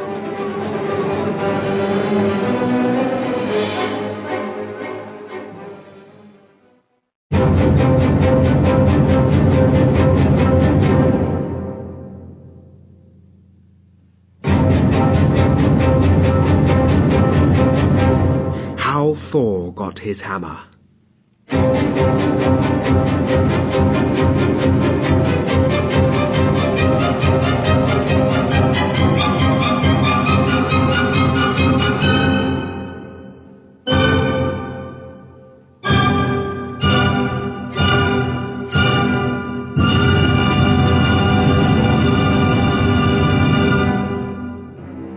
Whenever tales are told of the mighty thunder god Thor, his hammer, Mjolnir, is always mentioned, But many people do not know the tale of how Thor got his hammer. This is that story. Thor often shared his adventures with his half-brother Loki, the god of mischief. But because Loki was the way he was, and frequently caused unnecessary problems and spoiled things, the thunder god often preferred to go off on his own and get into trouble by himself, especially with giants, and then fight his way out. One day the two gods had arranged to depart for the land of the elves and see what adventures could be had there, but Loki was late. Thor, fed up with waiting for the crafty one, who was always late for everything, decided to teach Loki a lesson, and left without him, crashing through the skies in his great chariot, drawn by his magical rams. Loki arrived just in time to see Thor departing over the horizon, and was both highly annoyed and offended that the thunder god had not waited for him. That night Loki sat at home drinking mead and dark wines, brooding on what Thor had done. He went to bed half drunk, and tossed and turned all night, scheming and planning some way to be revenged on Thor that would not be too dangerous. In his heart of hearts he was truly scared of the red-haired thunder god, for he had seen him out-wrestle giants and knock down an oak tree with a single blow of his mighty fist. So, although he wanted revenge, he did not want to directly anger Thor, since that was a very dangerous thing to do. The night wore on, and the god of mischief could think of nothing suitable, and the lack of a definite plan made it impossible for him to close his eyes and go to sleep. A few hours before dawn, the weary god kicked off the bed covers and dressed, deciding to go for a walk to help him to think more clearly. As he wandered through the moonlit streets, beneath the twinkling of 1,000,000 stars, the warm night air caressing his face, he felt increasingly discontented and vindictive. Any other god would have been relaxed by the heady perfume of the night air, filled as it was with the scents of roses, jasmine, myrtle, and a dozen other subtle aromas. The beauty of Asgard beneath the moonlight should have taken away all of his cares and filled his heart with joy, but it only gave him a worse headache. He wandered aimlessly through the streets of Asgard, and without intending to go there, he eventually found himself outside Thor's palace. Such is often the way with evil. It finds a way to happen without apparently trying. Now Loki had not gone there on purpose, but seeing an open window in the apartments of the goddess Sif, Thor's wife, he decided to climb up the ivy which grew on a trellis outside the window and break into the thunder god's home. The evil one began to smile as he scaled the wall, feeling sure that a suitable act of vengeance would occur to him once he was inside. As he entered Thor and Sif's bedroom by the open window, he was rubbing his hands with glee, imagining the mischief he could do while Thor was away. Once inside the bedchamber, he crept around in the dark, silently as a cat, his greedy, malicious gaze running over everything the room contained, looking for something to steal or break, spoil or hide that would cause discord in Thor's life. As he scanned the room, his eyes stopped on the sleeping figure of the goddess Sif. The silver moonlight illuminated the great bed where she slept, and where it fell on her flowing mane of long blonde hair, all golden waves and ringlets, the image before Loki's eyes began to shimmer, and he had to clap his hands over his mouth and bend forwards to stop himself from laughing out loud. Intoxicated by the audacity of the idea that had occurred to him, and perhaps a little drunk with his own daring, the mead, the dark wine, and the moonlight, he went to the goddess's dressing table and picked up a pair of golden scissors that lay there. Then he approached the bed, quickly and quietly, and all the while exulting in the sheer badness of what he was doing. The evil one began lopping off Sif's beautiful golden hair. At first he had only intended to take a little, and perhaps plant the seeds of jealousy in the thunder god's mind. But he was carried away by the pleasure he got from letting his malice free, and forgetting all thought of any reprisals that might result from his actions, sheared the beautiful goddess until she was as bald as an egg. However, the god of mischief got too wrapped up in what he was doing, and before he knew it, the sky in the east was beginning to glow orange with the return of the sun. Sif began to mutter in her sleep and shift her position slightly. Stuffing the cut hair hurriedly into his shirt, Loki made a hasty exit, fearing that she was going to awake and catch him in the act. As Loki clambered out of the bedroom window and down the back side of the house, one of his sandals came off and dropped into a bush. Once on the ground, he made a rapid search for it, but fearing that he would be caught at the scene of the crime as day began to break, he was forced to leave without finding it. He hurried off, running through Thor's garden into the nearby woods, disappearing before the dreaming Sif awakened. Loki got back home, hid Sif's hair under his mattress, and locked his door, then climbed into bed, closed his eyes, and drifted off to sleep, contentedly, chuckling at his cleverness.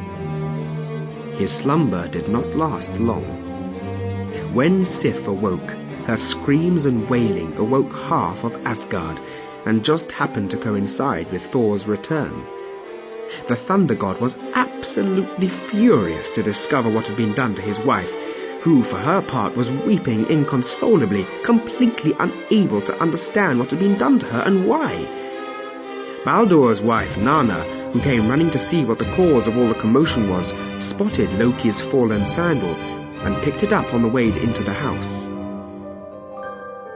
When Thor saw it, he recognized it as Loki's at once, because it had been stitched with gold and silver threads, unlike the plain leather of the typical Asgardian sandals, and he almost exploded with rage. "This time it's gone too far, my Odin. I will snap him in two. I'll break his arms and legs. I'll tear him limb from limb. I'll crush every bone in his body." But Sif was even angrier than Thor and shouted at her husband. "A lot of good that will do, you dunderhead. It won't get me my hair back, will it? Look at me. I look like one of the bald vultures of Niflheim, and it's all your fault. You Asgardian oaf, do something." The startled Thor had never seen Sif so angry, and he stormed out of his house. The thunder began to roll in the sky over Asgard, and the forks of jagged lightning flashed angrily as their masters struggled to control his rage. Thor kicked down the door of Loki's house and burst into the bedroom, dragging the bleary-eyed and instantly terrified mischief-maker out of bed. Wasting no time, he slammed him into a wall, shaking him like a terrier does a rat, roaring, "You misbegotten serpent, spawn, eel, slime, curd, dog! What have you done with my wife's hair? I'm going to tear you into little pieces and feed you to the crows!" Had it not been for Loki's good wife, Sigyn, pleading and begging the thunder god not to murder her husband, he might have choked the life out of him there and then, and saved everyone a lot of heartache in the future. But the Norns weave a tangled web. As Thor gripped Loki's neck in one great hand, and Sigyn hung on his right arm, beseeching him not to strike Loki with a great mace-like fist, the half-strangled Loki had the seconds he needed to react, and managed to begin to wheedle and beg for mercy. Loki was a superb actor, and, as his life was in danger, he put on a masterful performance of being repentant, swearing never to do anything ever again to offend Thor or Sif, and to make good the damage done. In a shameful display of whinging cowardice, he begged Thor's pardon, salt tears streaming down his face, great heaving sobs racking his frame. Sobbing like a baby, Loki wailed, "It was the dark wine of Jotunheim, Thor. I never drink it normally. It made me drunk. I hardly remember what I did. I would never do anything to offend you or yours, half-brother. You're my best friend. I'm so sorry. Believe me. Please do not kill me. Yet, for though I surely deserve it, you will leave good Sigyn without a husband and my children without a father. But please let me make amends before I die for the terrible things I have done."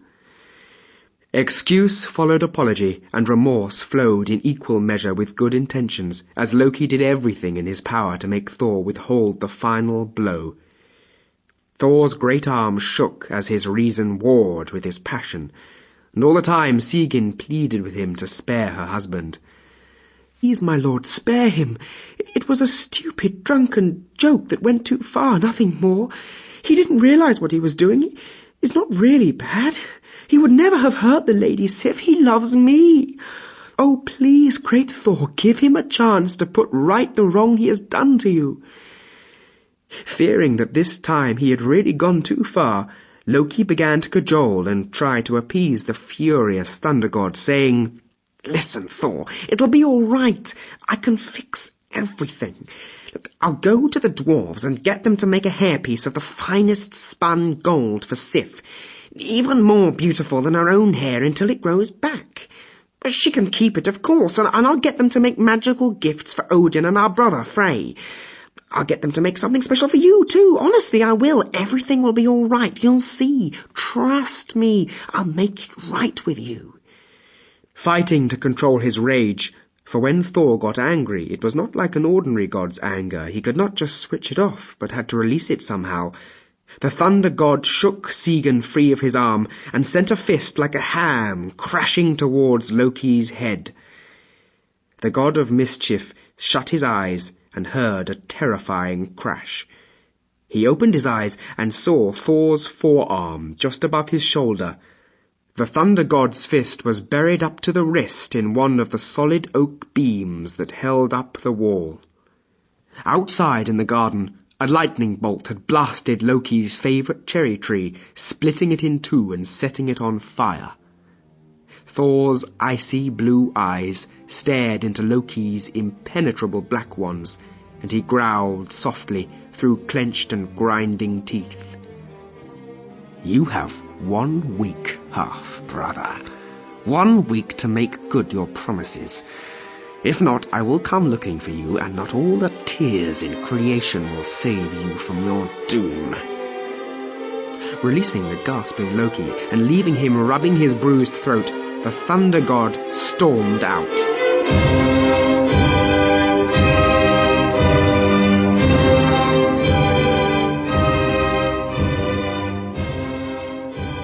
Now Loki had had such a shock that he did not even stop to have breakfast. He dressed quickly and set off immediately to try and put things right, changing into a hawk and flying full speed to Svartalfaheim, the land of the Dark Elves. Fortunately for him, Loki had a debt to call in, for favours he had done for a band of elves known as the Sons of Ivaldi, so he went to them and asked them to prepare a headpiece of the finest gold for Frey and gifts worthy of the gods. As well as being great smiths and metalworkers, these dark elves were skilled in working gold and had considerable magic powers too, and in a couple of days produced 3 wondrous gifts. Sif's headpiece was a miraculous thing, spun from the finest golden threads, finer than the spider's web, and it shimmered and shone like the sun when it moved. For Odin, the dwarves created the magical spear Gungnir, which would always hit its target and return to his hand when thrown. And for Frey, they made a dragon ship called Skidblade, that would always find fair winds when it set sail, but which would shrink in size, so that he could pick it up and put it in his pocket whenever he was not using it. Once he saw these things, Loki regained his usual cheeky confidence and forgot about his promise to make a special gift to Thor. He put the hairpiece and the ship in a leather sack and picked up the spear and bid the dwarves farewell. As he walked, whistling and with a spring in his step, through the subterranean tunnels where the dwarves and elves live, he passed by the forge of Brock and Sindri, 2 brothers whose renown as smiths was legendary. Brock was standing in the doorway smoking a pipe, and as Loki drew near, he greeted him. "Hello, Loki. That's a fine spear you carry there. Been shopping, have you? What have you got in that bag?" The curiosity of the dwarves was legendary too, and each was always keen to know what their brothers and cousins were getting up to. So Loki was not taken aback by Brook's inquisitiveness, and indeed was feeling so pleased with himself that he began to boast in his usual arrogant way, saying, "Hello, Brock. Yes, it is rather a splendid spear, isn't it?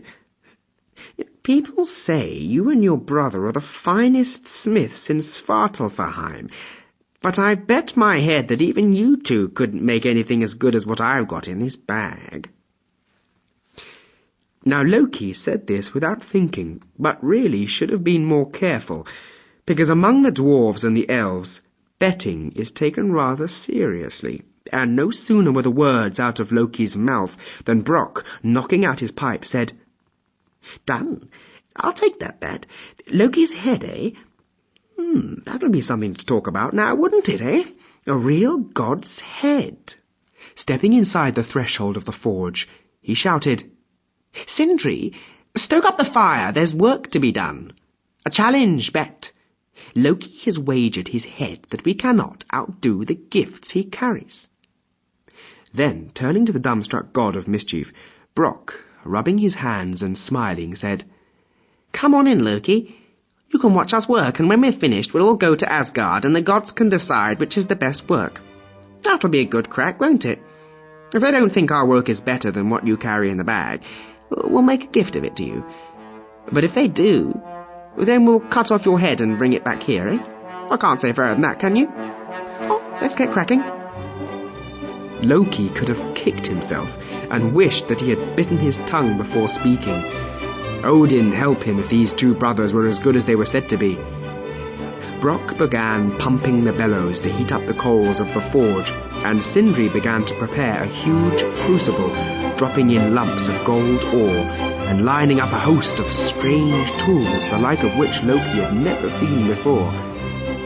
The two brothers soon became immersed in what they were doing, and did not notice that before long the crafty Loki had disappeared.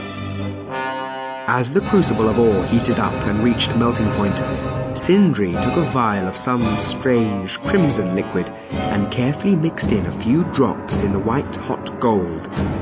Then, when the gold was glowing with a red-tinged radiance, he took a pigskin, and shouting to his brother to keep on pumping the bellows, he began to pour the liquid gold into the pigskin. Brock began to curse and swear as he worked the bellows, for a huge gadfly had flown into the forge and stung him on the neck, drawing blood. But he did not let him stop him from pumping the bellows. Sindri then took a huge pair of pincers and moved the gold-filled pigskin away from the forge and poured a vial of blue liquid on it. There was a tremendous hissing sound, and the pigskin glowed red, white, then purest golden. Then, incredibly, it was no longer a pigskin, but a living golden boar that began to walk around the forge, sniffing at the air. Sindri clapped his hands and laughed, shouting delightedly, "Wonderful! Marvellous! Just what we wanted! Isn't he beautiful? The gods will love him, won't they? We'll call him Gullinbursti. That's a good name, isn't it?"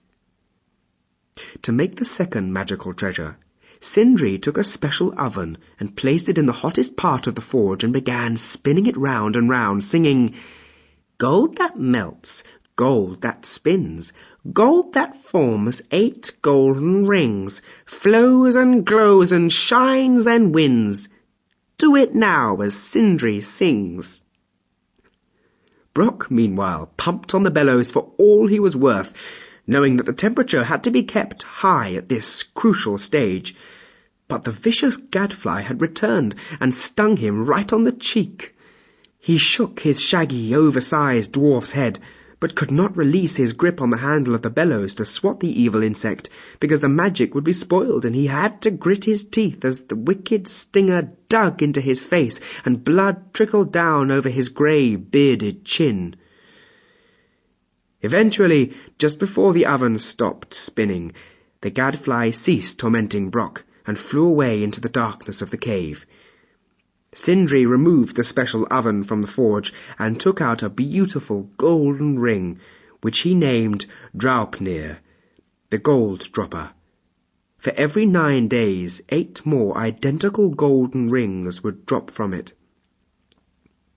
For the final treasure, Sindri brought iron to make a war hammer, dropping it into a special cast and telling Brock to keep the heat as high as possible. While the long-suffering Brock pumped away on the bellows, the gadfly, which was really the god of mischief, Loki, trying to sabotage the dwarf's efforts in order to keep his head on his shoulders, reappeared, and this time stung the unfortunate Brock right in the eye. Determined and stubborn though Brock was, the pain was more than he could stand, and for a couple of vital seconds he dropped the handle of the bellows to swat away the tormenting insect. Sindri quickly ran to the forge and, taking a pair of large iron tongs, removed the warhammer, casting his expert eye over it as he tutted and shook his head and muttered, "It looks like no harm was done except for the handle. It's shorter than it ought to be. No, but what's done is done. We were lucky there, brother. We could have had a disaster on our hands."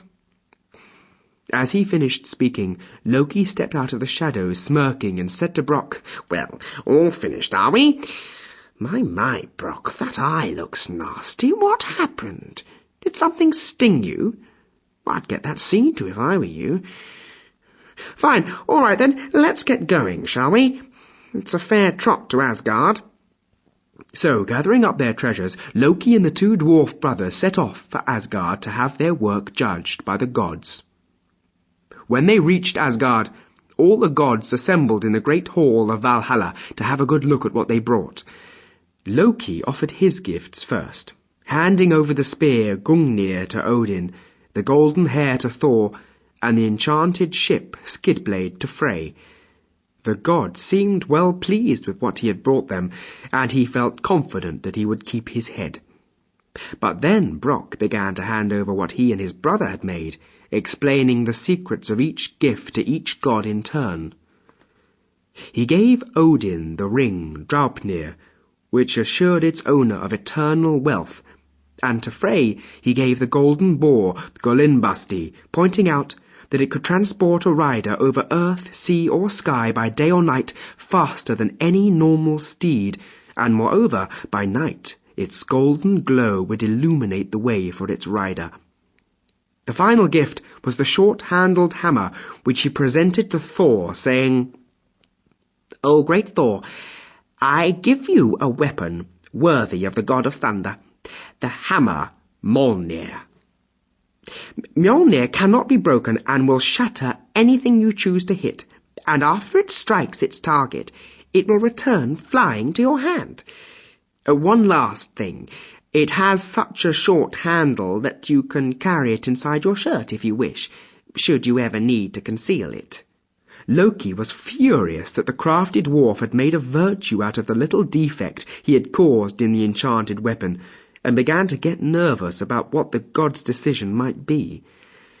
Finally, after much comparing and consulting, Odin announced his decision, declaring the hammer Mjolnir to be the most useful gift, and the ideal weapon for Thor to use in his battles with the giants, and he confirmed that the dwarves had won the bet.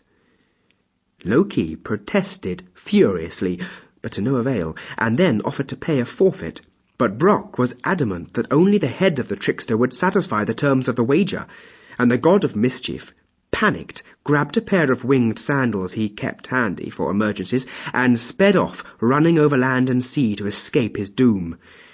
But Thor, who was still angry with Loki and indebted to the dwarves for his new hammer, chased after him and caught him in a trice, bundling him into a net so that he would not be able to escape again, and then brought him back to face the grim-faced Brock and Sindri.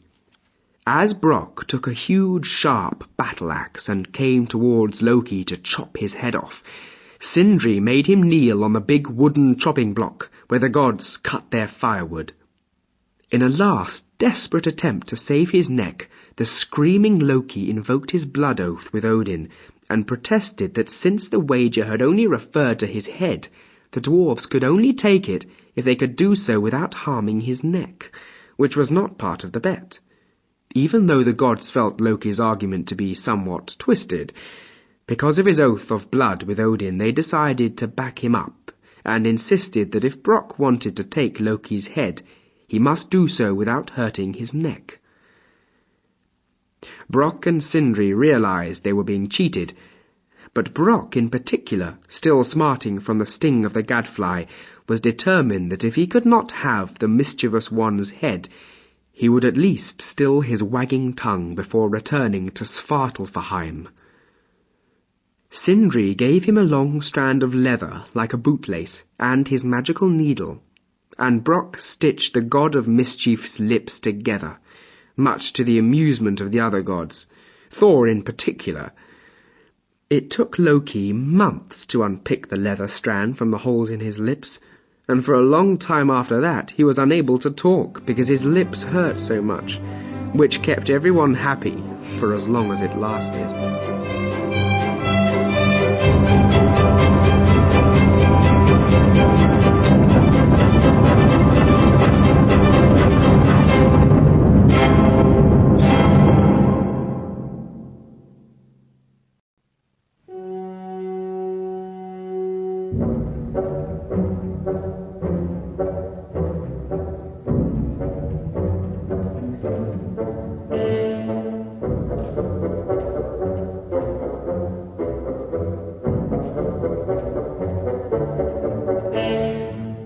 Thor in the Hall of the Giants.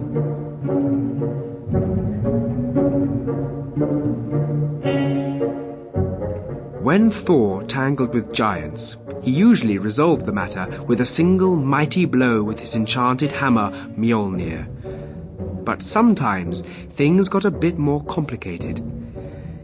One such occasion was when Thor entered the very halls of the giants and came face to face with their king, Utgard Loki. Bored from being in the house and feeling in the need of some exercise, Thor left Asgard one sunny afternoon and headed for Jotunheim to do a spot of giant harrying, which was one of his favourite parts of the job of being the god of thunder. He took Loki with him because it was easier to keep an eye on the mischievous one than trying to untangle the pickles he got himself into from time to time. Besides, he was occasionally useful with his quick brain and cunning ways. As they left in Thor's chariot, drawn by his two mighty rams, it was quite late, and night was beginning to fall before they reached Jotunheim. It was getting both dark and cold, and landing in an isolated part of Midgard, they went to a small farmhouse to ask for hospitality for the night. Now times had been hard on Midgard, for winter still had the land in its icy grasp, and food was scarce. Realizing this, and partly because he had a generous nature, and partly because he liked to eat well, Thor sacrificed his two rams and cooked them so there was an abundant, hot, steaming, sweet-tasting meat for all at table that night. As they sat down to eat, he laid the pelts of the rams on the hearth, telling the farmer and his wife and their two children, a boy called Thiafi and his younger sister, Roskva, that when they had finished eating the meat, they must throw the bones onto the pelt. Then, giving thanks to Odin, they began to have their supper. Now the boy, Thiafi, who was a fine, strapping lad, with a reputation for being a fast runner, could eat just as quickly, and he wolfed down his share of the meat.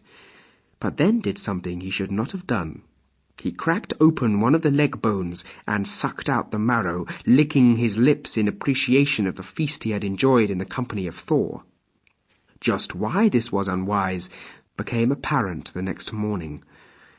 Eager to get an early start, Thor and Loki gathered up their belongings. Then the thunder god began to incant the runes over the remains of his two rams. In a flash of lightning, the magnificent beasts were whole again, and Thor led them out to the chariot to harness them when he noticed that one was limping badly. Realizing what must have happened, Thor was absolutely furious, and summoning the farmer and his family before him, demanded to know who was responsible. Now an angry Thor was a sight to behold. His great hands gripped Mjolnir so hard that his knuckles went white as the sky overhead turned black and thunder boomed.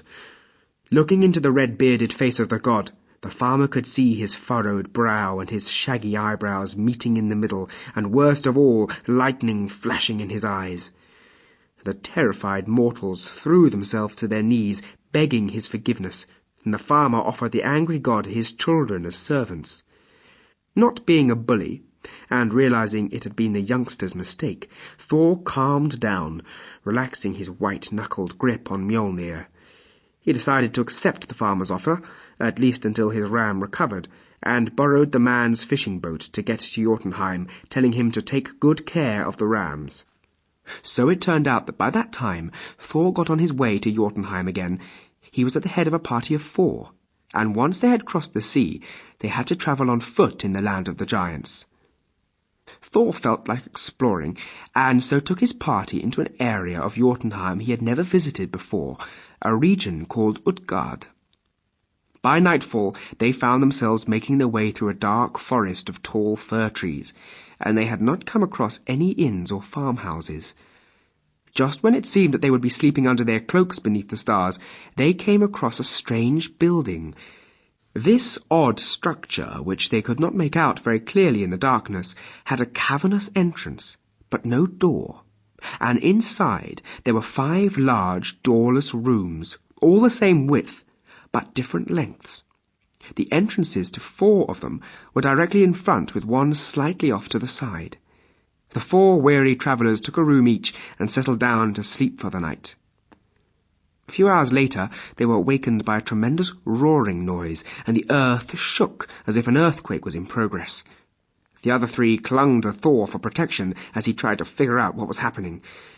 Eventually the room stopped shaking, and they were able to go back to sleep.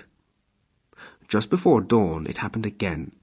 Thor went outside to see what was going on, and discovered the biggest giant he had ever seen sleeping on the ground only yards from where they had been spending the night.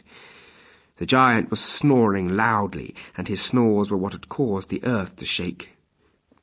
As Thor stood looking at him, the giant's huge eyes suddenly opened, as big and white as the moon, and with a tremendous yawn the enormous being sat up, putting his great hands behind his head, and began to stretch his back. Thor challenged the giant to identify himself, and in a huge, booming voice, which made the trees shake, he said, "I am Skrimir, and I don't need to ask who you are. I would know that red beard and hammer anywhere.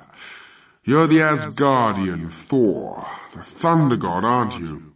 At the sound of the giant's voice, Loki and the 2 mortals appeared, and when they saw the giant, ran quickly to hide behind Thor. The giant continued speaking without waiting for Thor to answer. "So you stole my glove, did you? Well, what a nerve." He reached past the 4 companions to pick up his glove, which turned out to be the building where they had spent the night.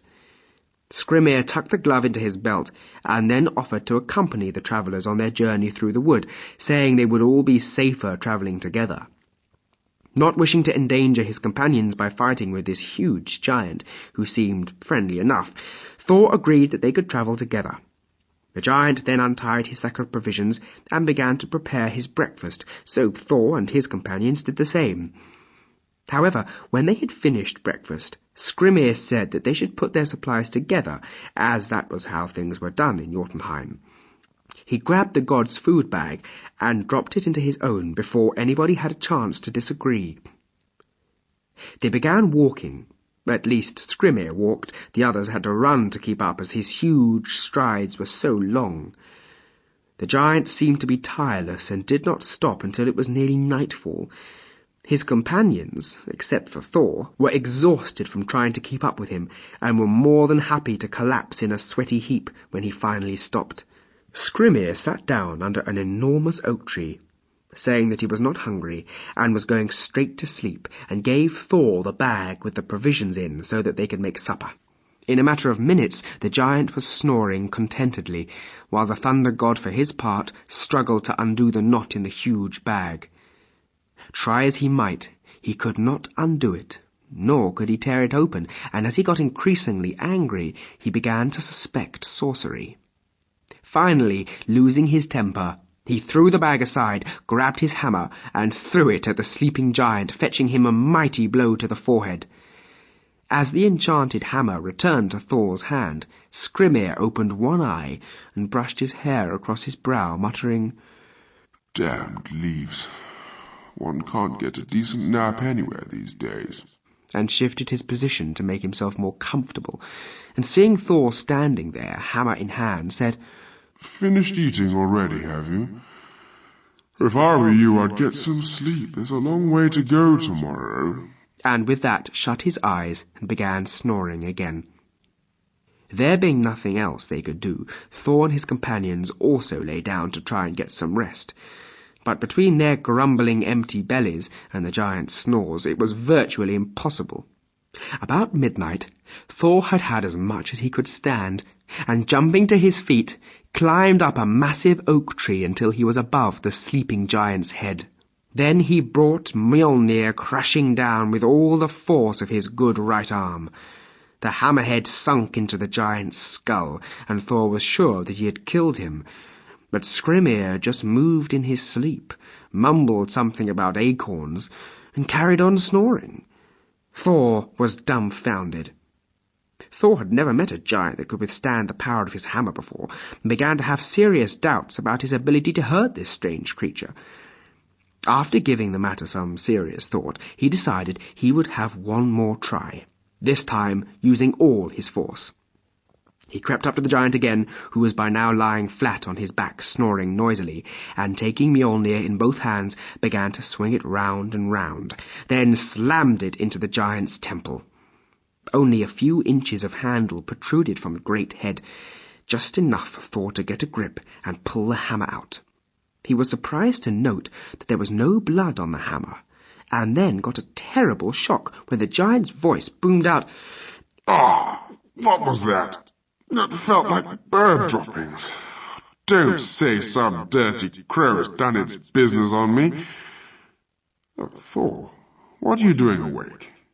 Did you get soiled too, or was it time to get up already?" The giant's cavernous mouth opened menacingly as he gave a great yawn, and the four companions wondered if he would now try to eat them. But he just sat up and said, "Oh, we might as well get going. You know, you're quite close to Utgard, the stronghold of King Utgard-Loki. If you don't want to spend the whole day trekking through the forest after me, you could always go there. But if you do, I must warn you, it is wise to show King Utgard-Loki a lot of respect.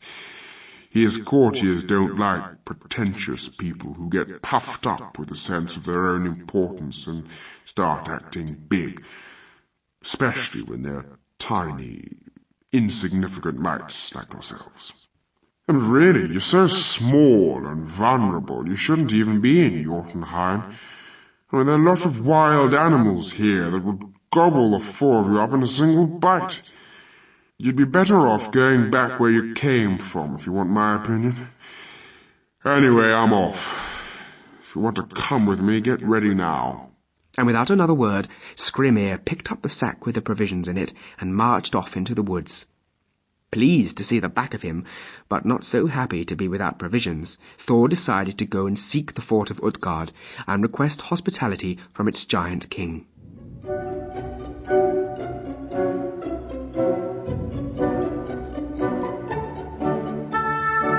After spending the morning walking through the silent forest which seemed deserted, they eventually came to a huge plain where the forest petered out.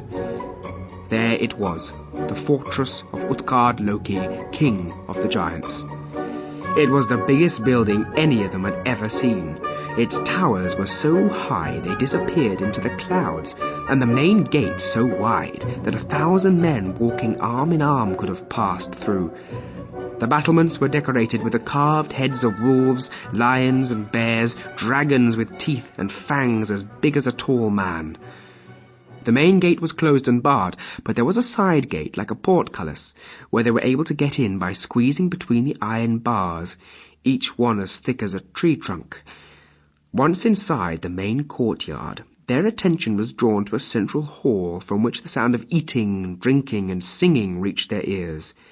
Stomachs rumbling, they made their way across the colossal courtyard and walked into the hall of Utgard-Loki. No sooner were they inside than a giant bigger than the rest hailed them. Oh, well, what have we here? 4 lost little insects, or are they mice? But I am Utgard Loki, king of this place, and you, correct me if I am wrong, you must be the Asgardian Thor of the 2 goats. No, perhaps I am mistaken. The mighty Thor would have to be somewhat larger, wouldn't he? Perhaps this is some sort of joke.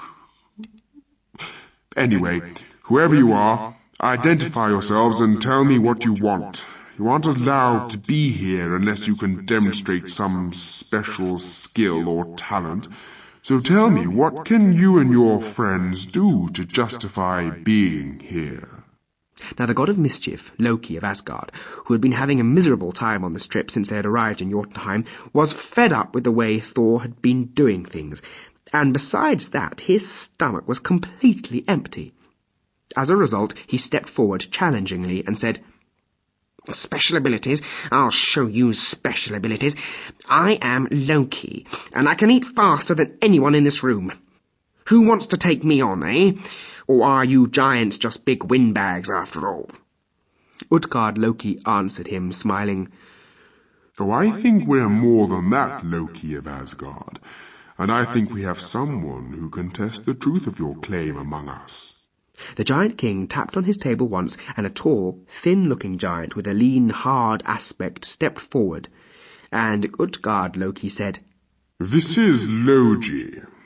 As you can see, he's a bit on the thin side, but you are so small it would be hardly fair to try you against one of our stronger eaters." Presently, a huge trough of food was prepared, containing whole roast boars and all manner of sausages and pies, and even a couple of cows, and Loki stood at one end facing Logi at the other, until the signal to begin eating was given. The ravenous Loki ripped through his food, scoffing great handfuls without pausing even for breath, and within a matter of minutes had reached the centre of the trough, leaving the bones behind him. But so too had Logi, and what is more, he had eaten the gravy, and the bones, and the wood of the trough too. Loki was flabbergasted and humiliated too, for no one had ever beaten him when it came to eating. His head hung down in shame, but at least his belly was full again. Then the boy Thialfi stepped forward and said, "I'm the fastest runner in the parts I come from. Who wants to race against me?" A youth stepped out from amongst the giants to answer his challenge, and they went outside to test one another. Utgard Loki said that to make it fair, they should run over 3 distances, one chosen by him, and one by each competitor. Thialfi suggested 2 laps of the great courtyard, and off they went. In the time it took him to run 1, the giant youth had done 2, and sat combing his hair, waiting for him to finish. Utgard Loki then said they should run to the top of the steps that led to the central tower of the fortress. As Thialfi's foot touched the 3rd step on the way up, the giant passed him coming down. He was so much faster.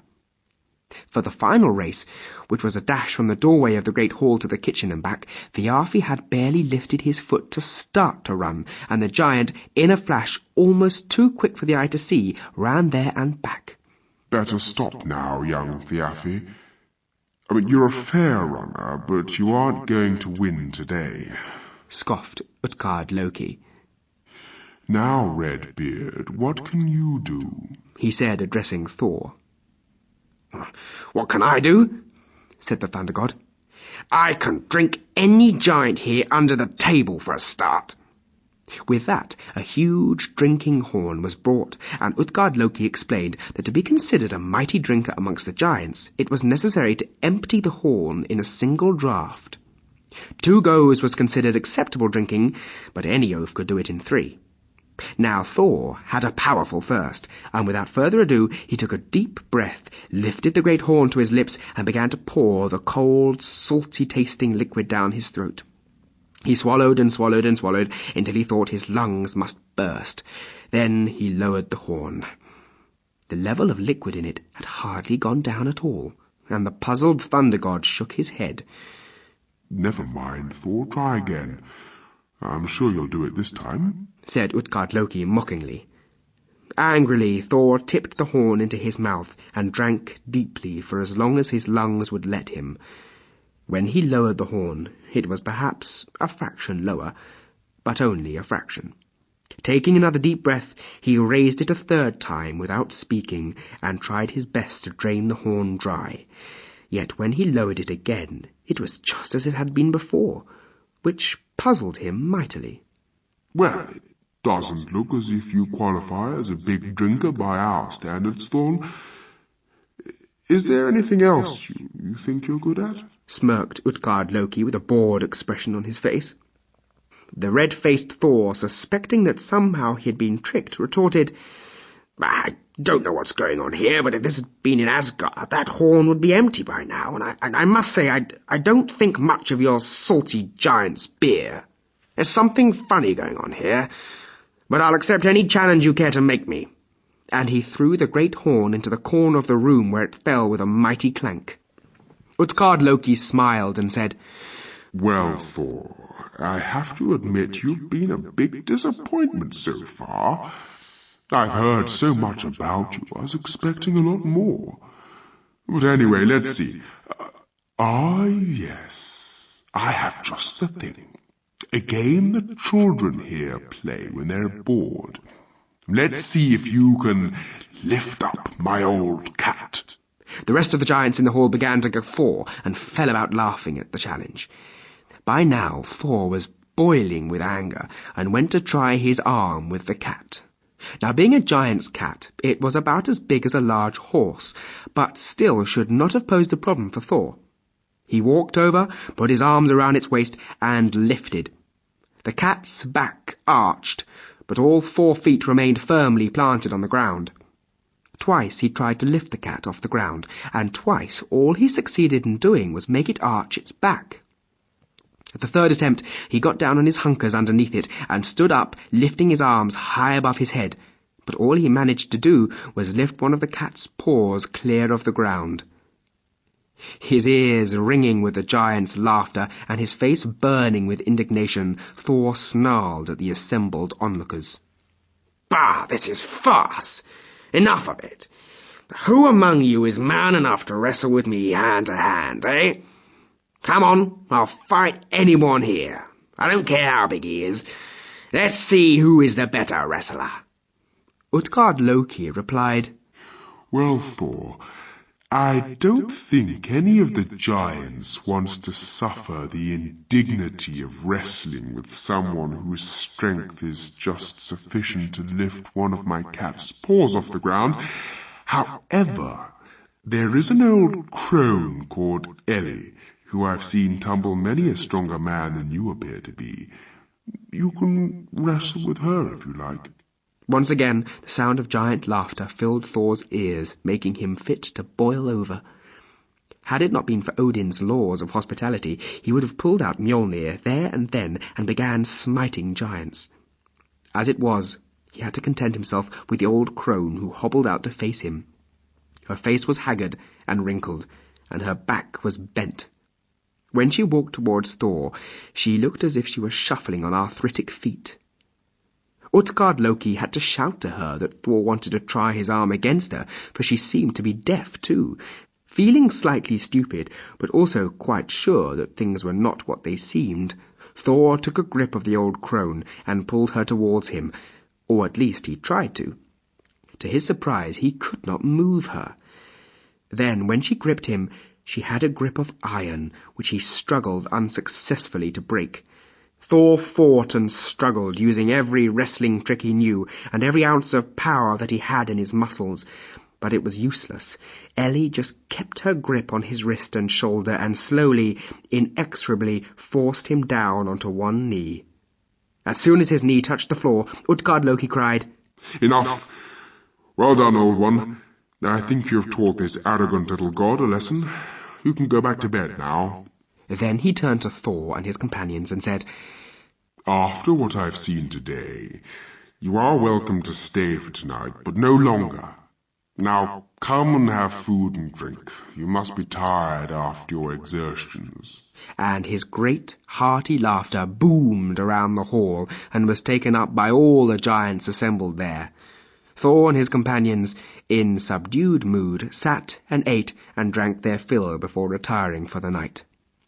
The next morning, Utgard-Loki walked with Thor and the others, accompanying them until they were outside the fortress gates, and as they walked towards the woods, he said to the glum-faced god, "Well, Thor, how did you enjoy your little stay with us? You'll have plenty to tell them when you get back to Asgard, won't you?" Thor replied sourly, I think the less said about this little expedition, the better. I really do not understand what has happened to me in the last couple of days." Utgard-Loki began to chuckle in that irritating way of his, and smiled at Thor, saying, "Ah, mighty one, do not be too downhearted, for here in Utgard things are not always what they seem.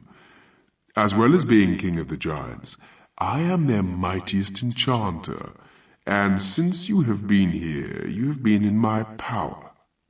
Do you remember the giant Skrimir that you met in the forest? That was me. When you thought your hammer blows had no effect, that was because I used a magic to redirect the force. Look what you did to that chain of mountains." And he lifted Thor in his hand, pointing to a line of mountains split by 3 great valleys, each one larger than the next. Then he put him back down and went on. "Had I known your power before you came here, I would never have let you into my fortress. The tests you and your companions undertook were impossible to win. Never in my life have I seen a living being eat as fast as Loki, but Loki was fire, which, as you know, has the greediest of appetites and consumes everything before it, once it gets started. As for Thiafi, the boy runs like the wind, but his opponent was thought itself, and there is nothing as fast as the speed of thought. And as for you, Thor, well, you have been a revelation. The horn you drank from was filled by the mighty ocean, and though it didn't seem to go down in the horn, the tide outside dropped by 30 feet at your last draught. As for my cat, well, you were only trying to lift the Midgard serpent, Hormungandr, and when you lifted him from his place on the sea floor, when you got the paw off the ground, there was not a giant in the hall whose heart was not in his mouth. We thought for a second that you were going to pull his tail out of his mouth and that you would destroy the world. You are so strong. And as for the crone, Ellie, she is old age, Mother Time, who overcomes all men and gods sooner or later. No one ever resisted her power for as long as you did. It was awesome to behold." Thor was stunned, and not sure whether to be pleased or angry for a second, and snorted, "Ha! Magic! I knew there was something funny going on." Then Utgard-Loki continued, "Now you must leave and never come back, for I have other more powerful enchantments with which to defend my land. But I would rather we never met again, for you would be a truly terrible enemy, mighty Thor." And with that, he and his enchanted fortress and all the giants vanished into thin air, which was just as well, really, because Thor had taken out Mjolnir as Utgard-Loki had been speaking, and had been considering taking his revenge for the trickery and humiliation that he had had to endure. So they set off for home the same way they had come, and Thor, for one, had plenty of food for thought on the journey home.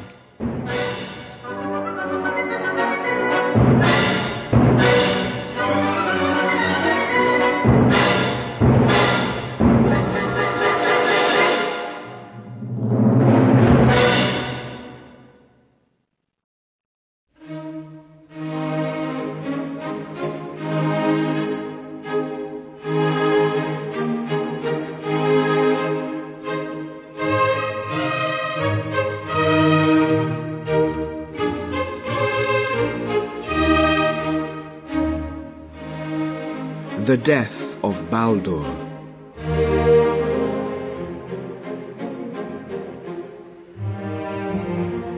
Time passed in Asgard, and the gods enjoyed their lives, for their home was truly a paradise.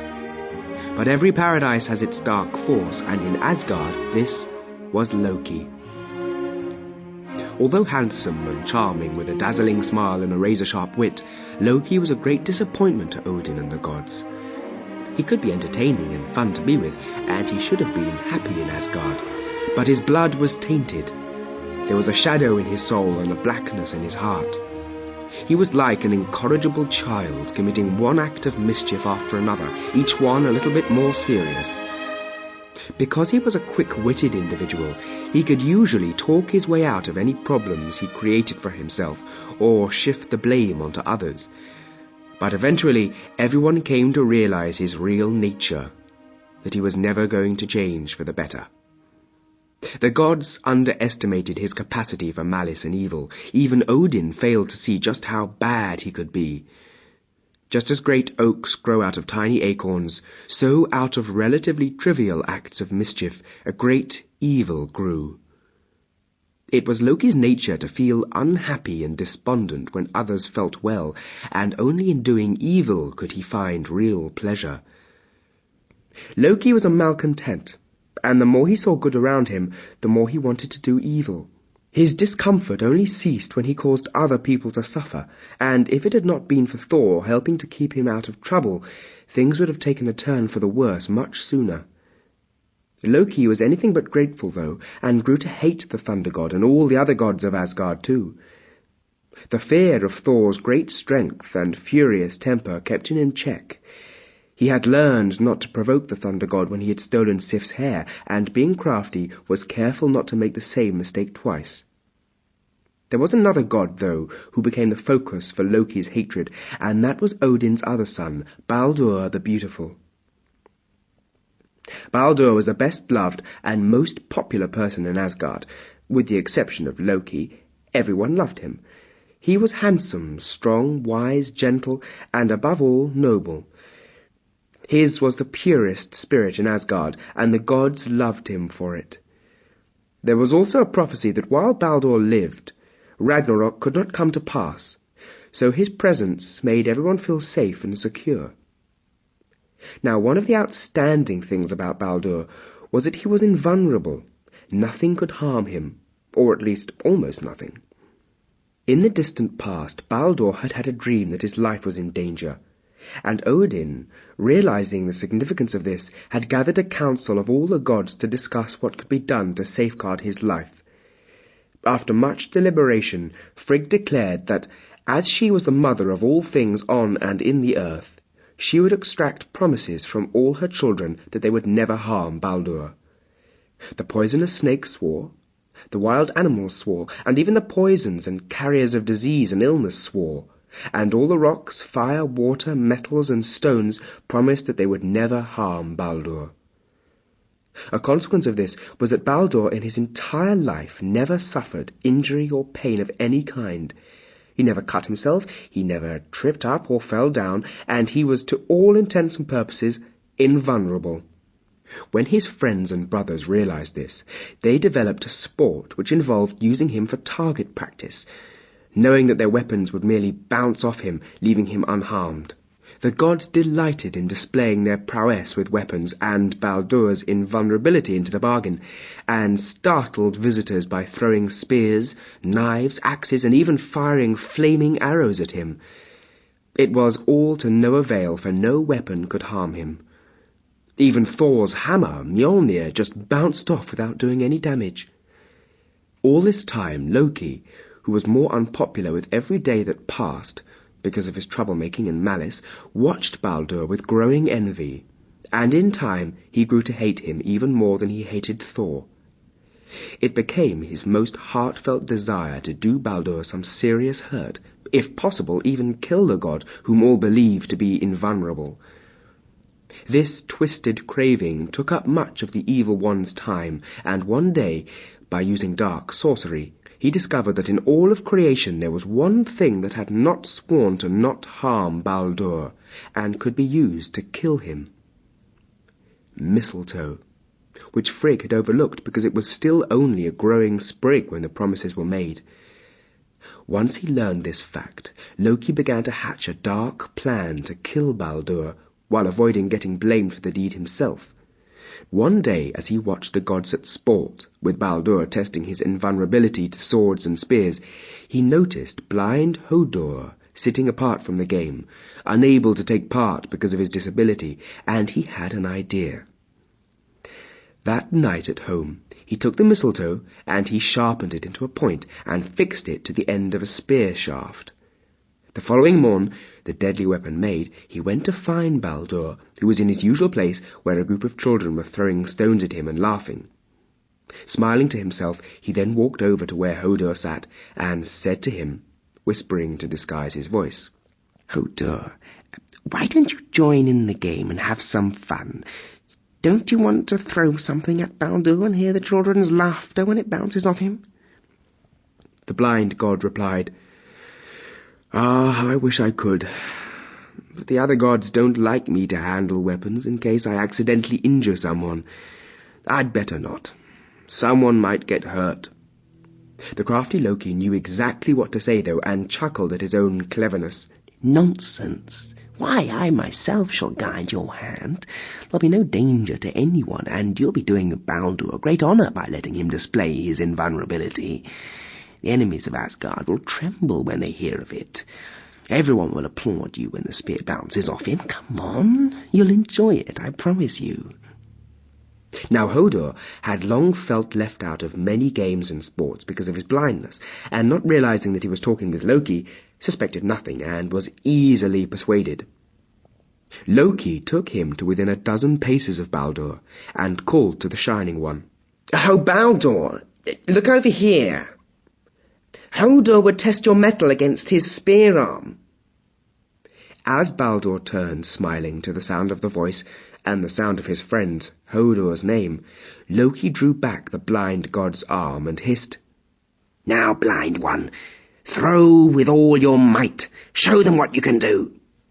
And Hodor cast the fatal spear, unerringly guided by the eyes and hand of Loki. The mistletoe point drove straight into Baldur's unprotected chest, and for the first and only time in his long existence, he felt the terrible stab of pain. Letting out a long and terrible moan, he dropped to the ground dead, his heart pierced by Loki's evil. At first, the children thought Baldur was play-acting, but then, when they realized he was truly dead, there was great shouting and confusion, during which the wily Loki slipped away. Hodor was heartbroken when he discovered what had happened. The other gods, Odin, Heimdall, and Thor in particular, were furious. Heimdall had seen Loki making the spear point out of mistletoe, but had not known of Baldur's one weakness. Odin realized what had happened, and knew that the door to Ragnarok had been opened.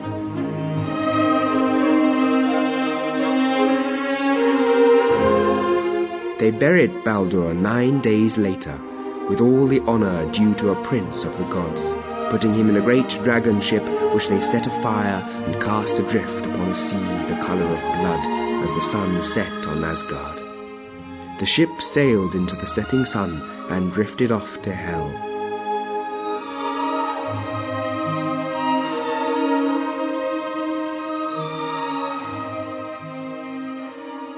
As it did so, Odin said to Hermod the Quick, the fastest of the gods, Take my charger, Sleipnir, and go to dread Hela, the queen of Hell.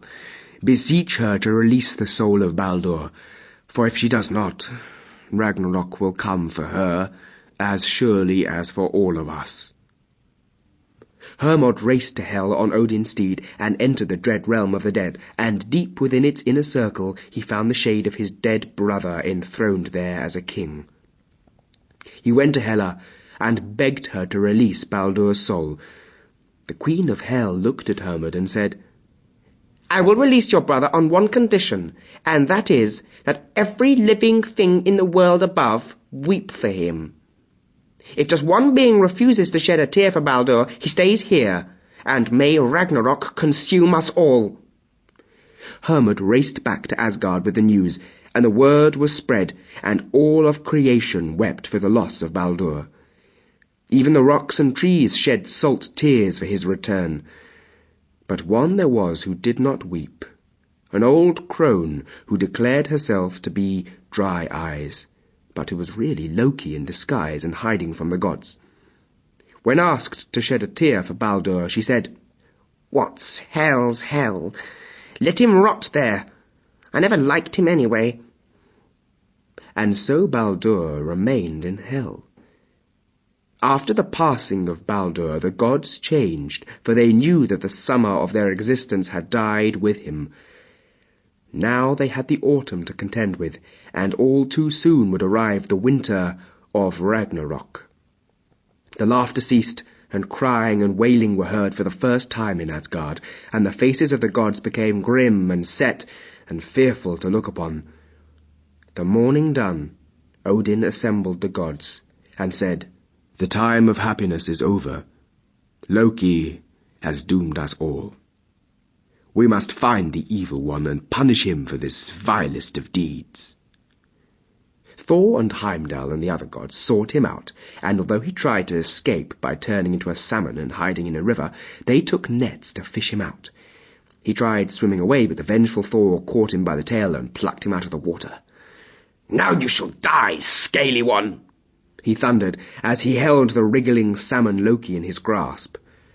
Loki, unable to breathe the air, turned back into his normal self, and Thor, who held him by the ankles, plunged him into the river, and would have drowned him then and there for his crimes, had not the other gods reminded him of Odin's orders.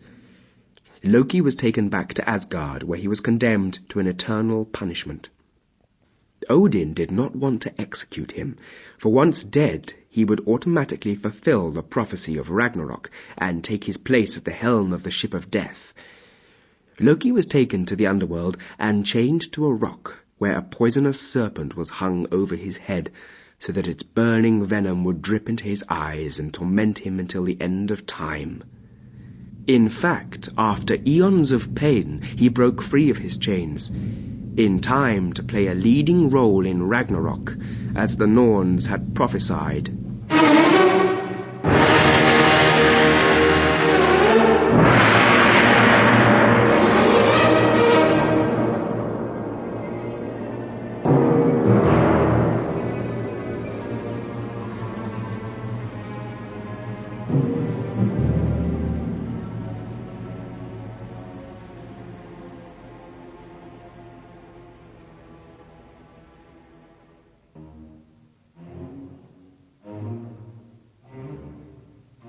Ragnarok, the twilight of the gods.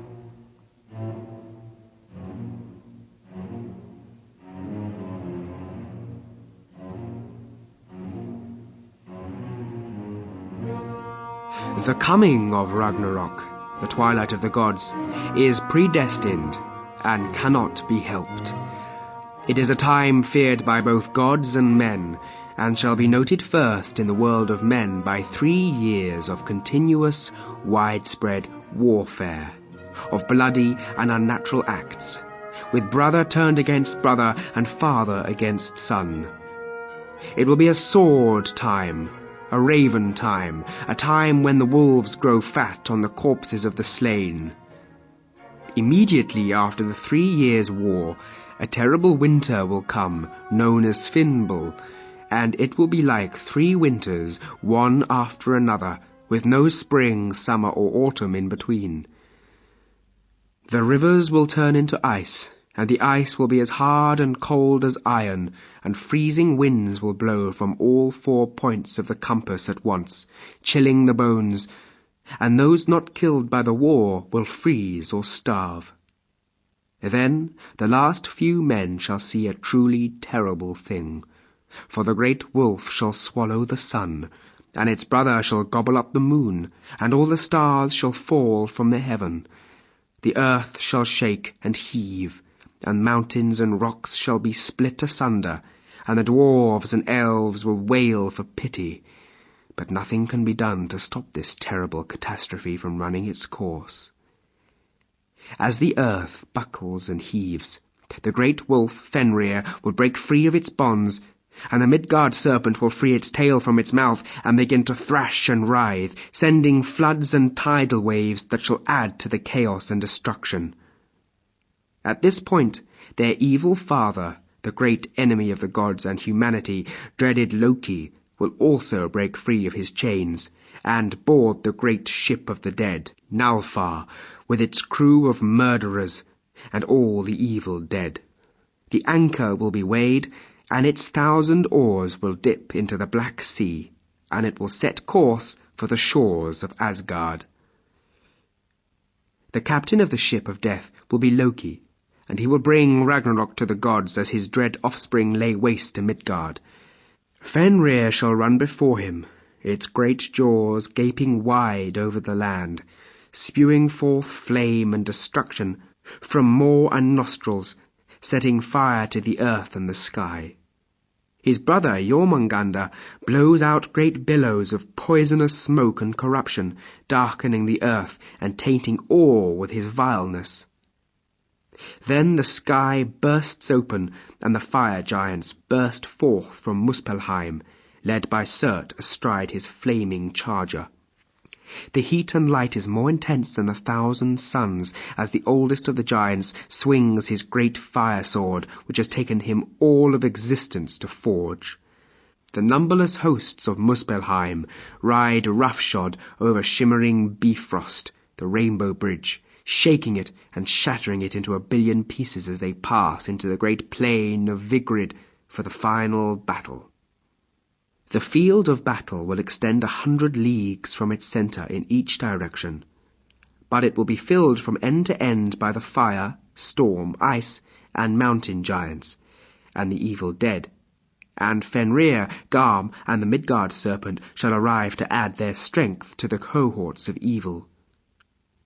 The gods will not be taken by surprise, however, for on the morning of Ragnarok, Heimdall will see and hear all that leads up to the final battle, and he shall set the great Gjallarhorn to his lips and blow, calling all the champions of good in the 9 worlds to arms. The Valkyries and the Ironheriar, the champions of Valhalla, shall surge forth from the great hall as Odin mounts his steed Sleipnir, his great war spear Gungnir in his right hand. He flies to consult the head of Mimir one last time in a final desperate effort to ward off Ragnarok. Odin shall consult the well, but it is to no avail, for Mimir will not answer him, and he must return to Asgard to lead his warriors into the final battle. Odin takes the centre of the field and leads his berserkers, Valkyries, and the master ranks of the Ironheriar, and seeks out his mortal enemy, the wolf Fenrir. Thor, on his right flank in his chariot, attacks the master ranks of the storm giants, knowing that his destiny is to face Jormungandr, the Midgard serpent. As the mighty hosts clash, the slaying and the dying begin.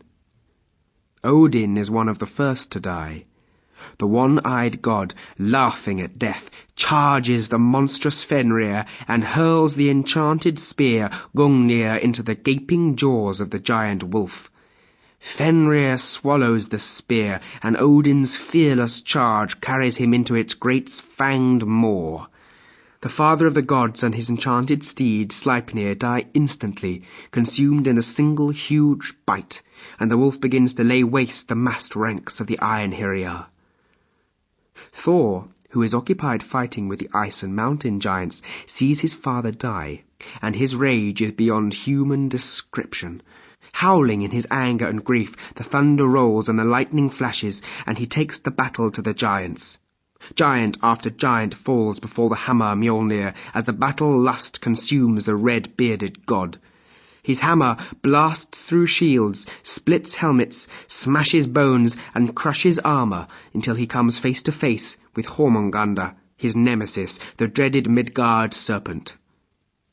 The serpent's mighty coils crush men and horses and armor as it wreaks havoc among the forces of Asgard. Deadly venom drips from its cavernous maw, and thousands die screaming and in terror before its terrifying onslaught. Thor is ready to die, as he has always lived, without tasting fear. Knowing that his hour is at hand, the Thunder God begins to sing his death song, a roaring, mournful dirge, as he swings the Mjolnir two-handed above his head. He swings the hammer so fast it begins to glow and hum, its head crackling with energy.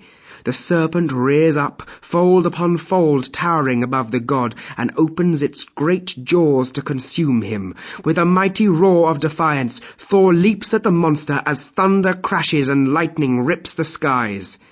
He brings the hammer down with a deafening boom on the serpent's skull, and Jormungandr's head literally explodes, splashing the battling warriors around it with its deadly venom.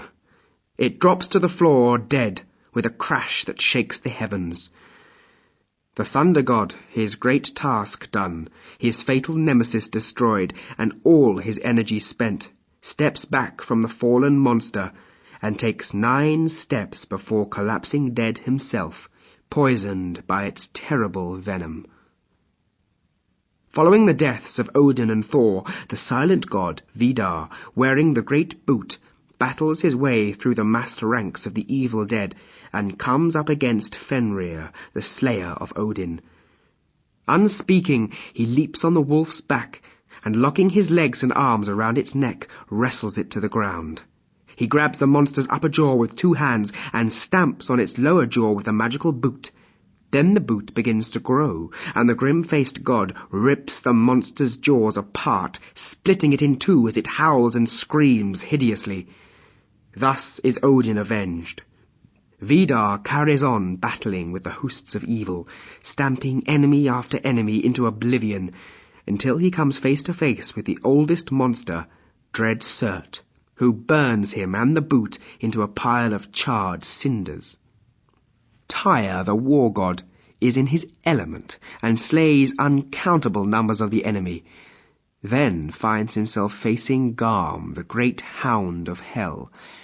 He charges the great dog, grinning in anticipation, and is swallowed whole by the monstrous beast.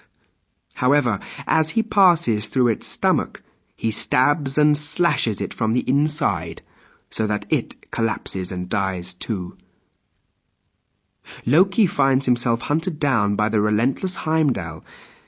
Though he tries to avoid the implacable god in the chaos and confusion of battle, there is no escape from destiny for the mischievous one. In their final clash there is no quarter asked or given, and both are consumed in lightning and fire till only ashes remain to mark their passing. The last of the Asgardian generals to fall is Frey, who finds himself opposing the fire giant Surt. But Frey has no defense against the flaming titan's power. For eons before, he had surrendered the great sword that could fight by itself to the giants in return for the love of Gerda, and at Ragnarok he pays for that love with his life and the death of the universe. The fire giant kills the last of the gods, and then sets fire to everything. All is consumed in roaring flames, and in the end there is only smoke and dust and black ashes to mark the passing of the gods. This is the way the world will end.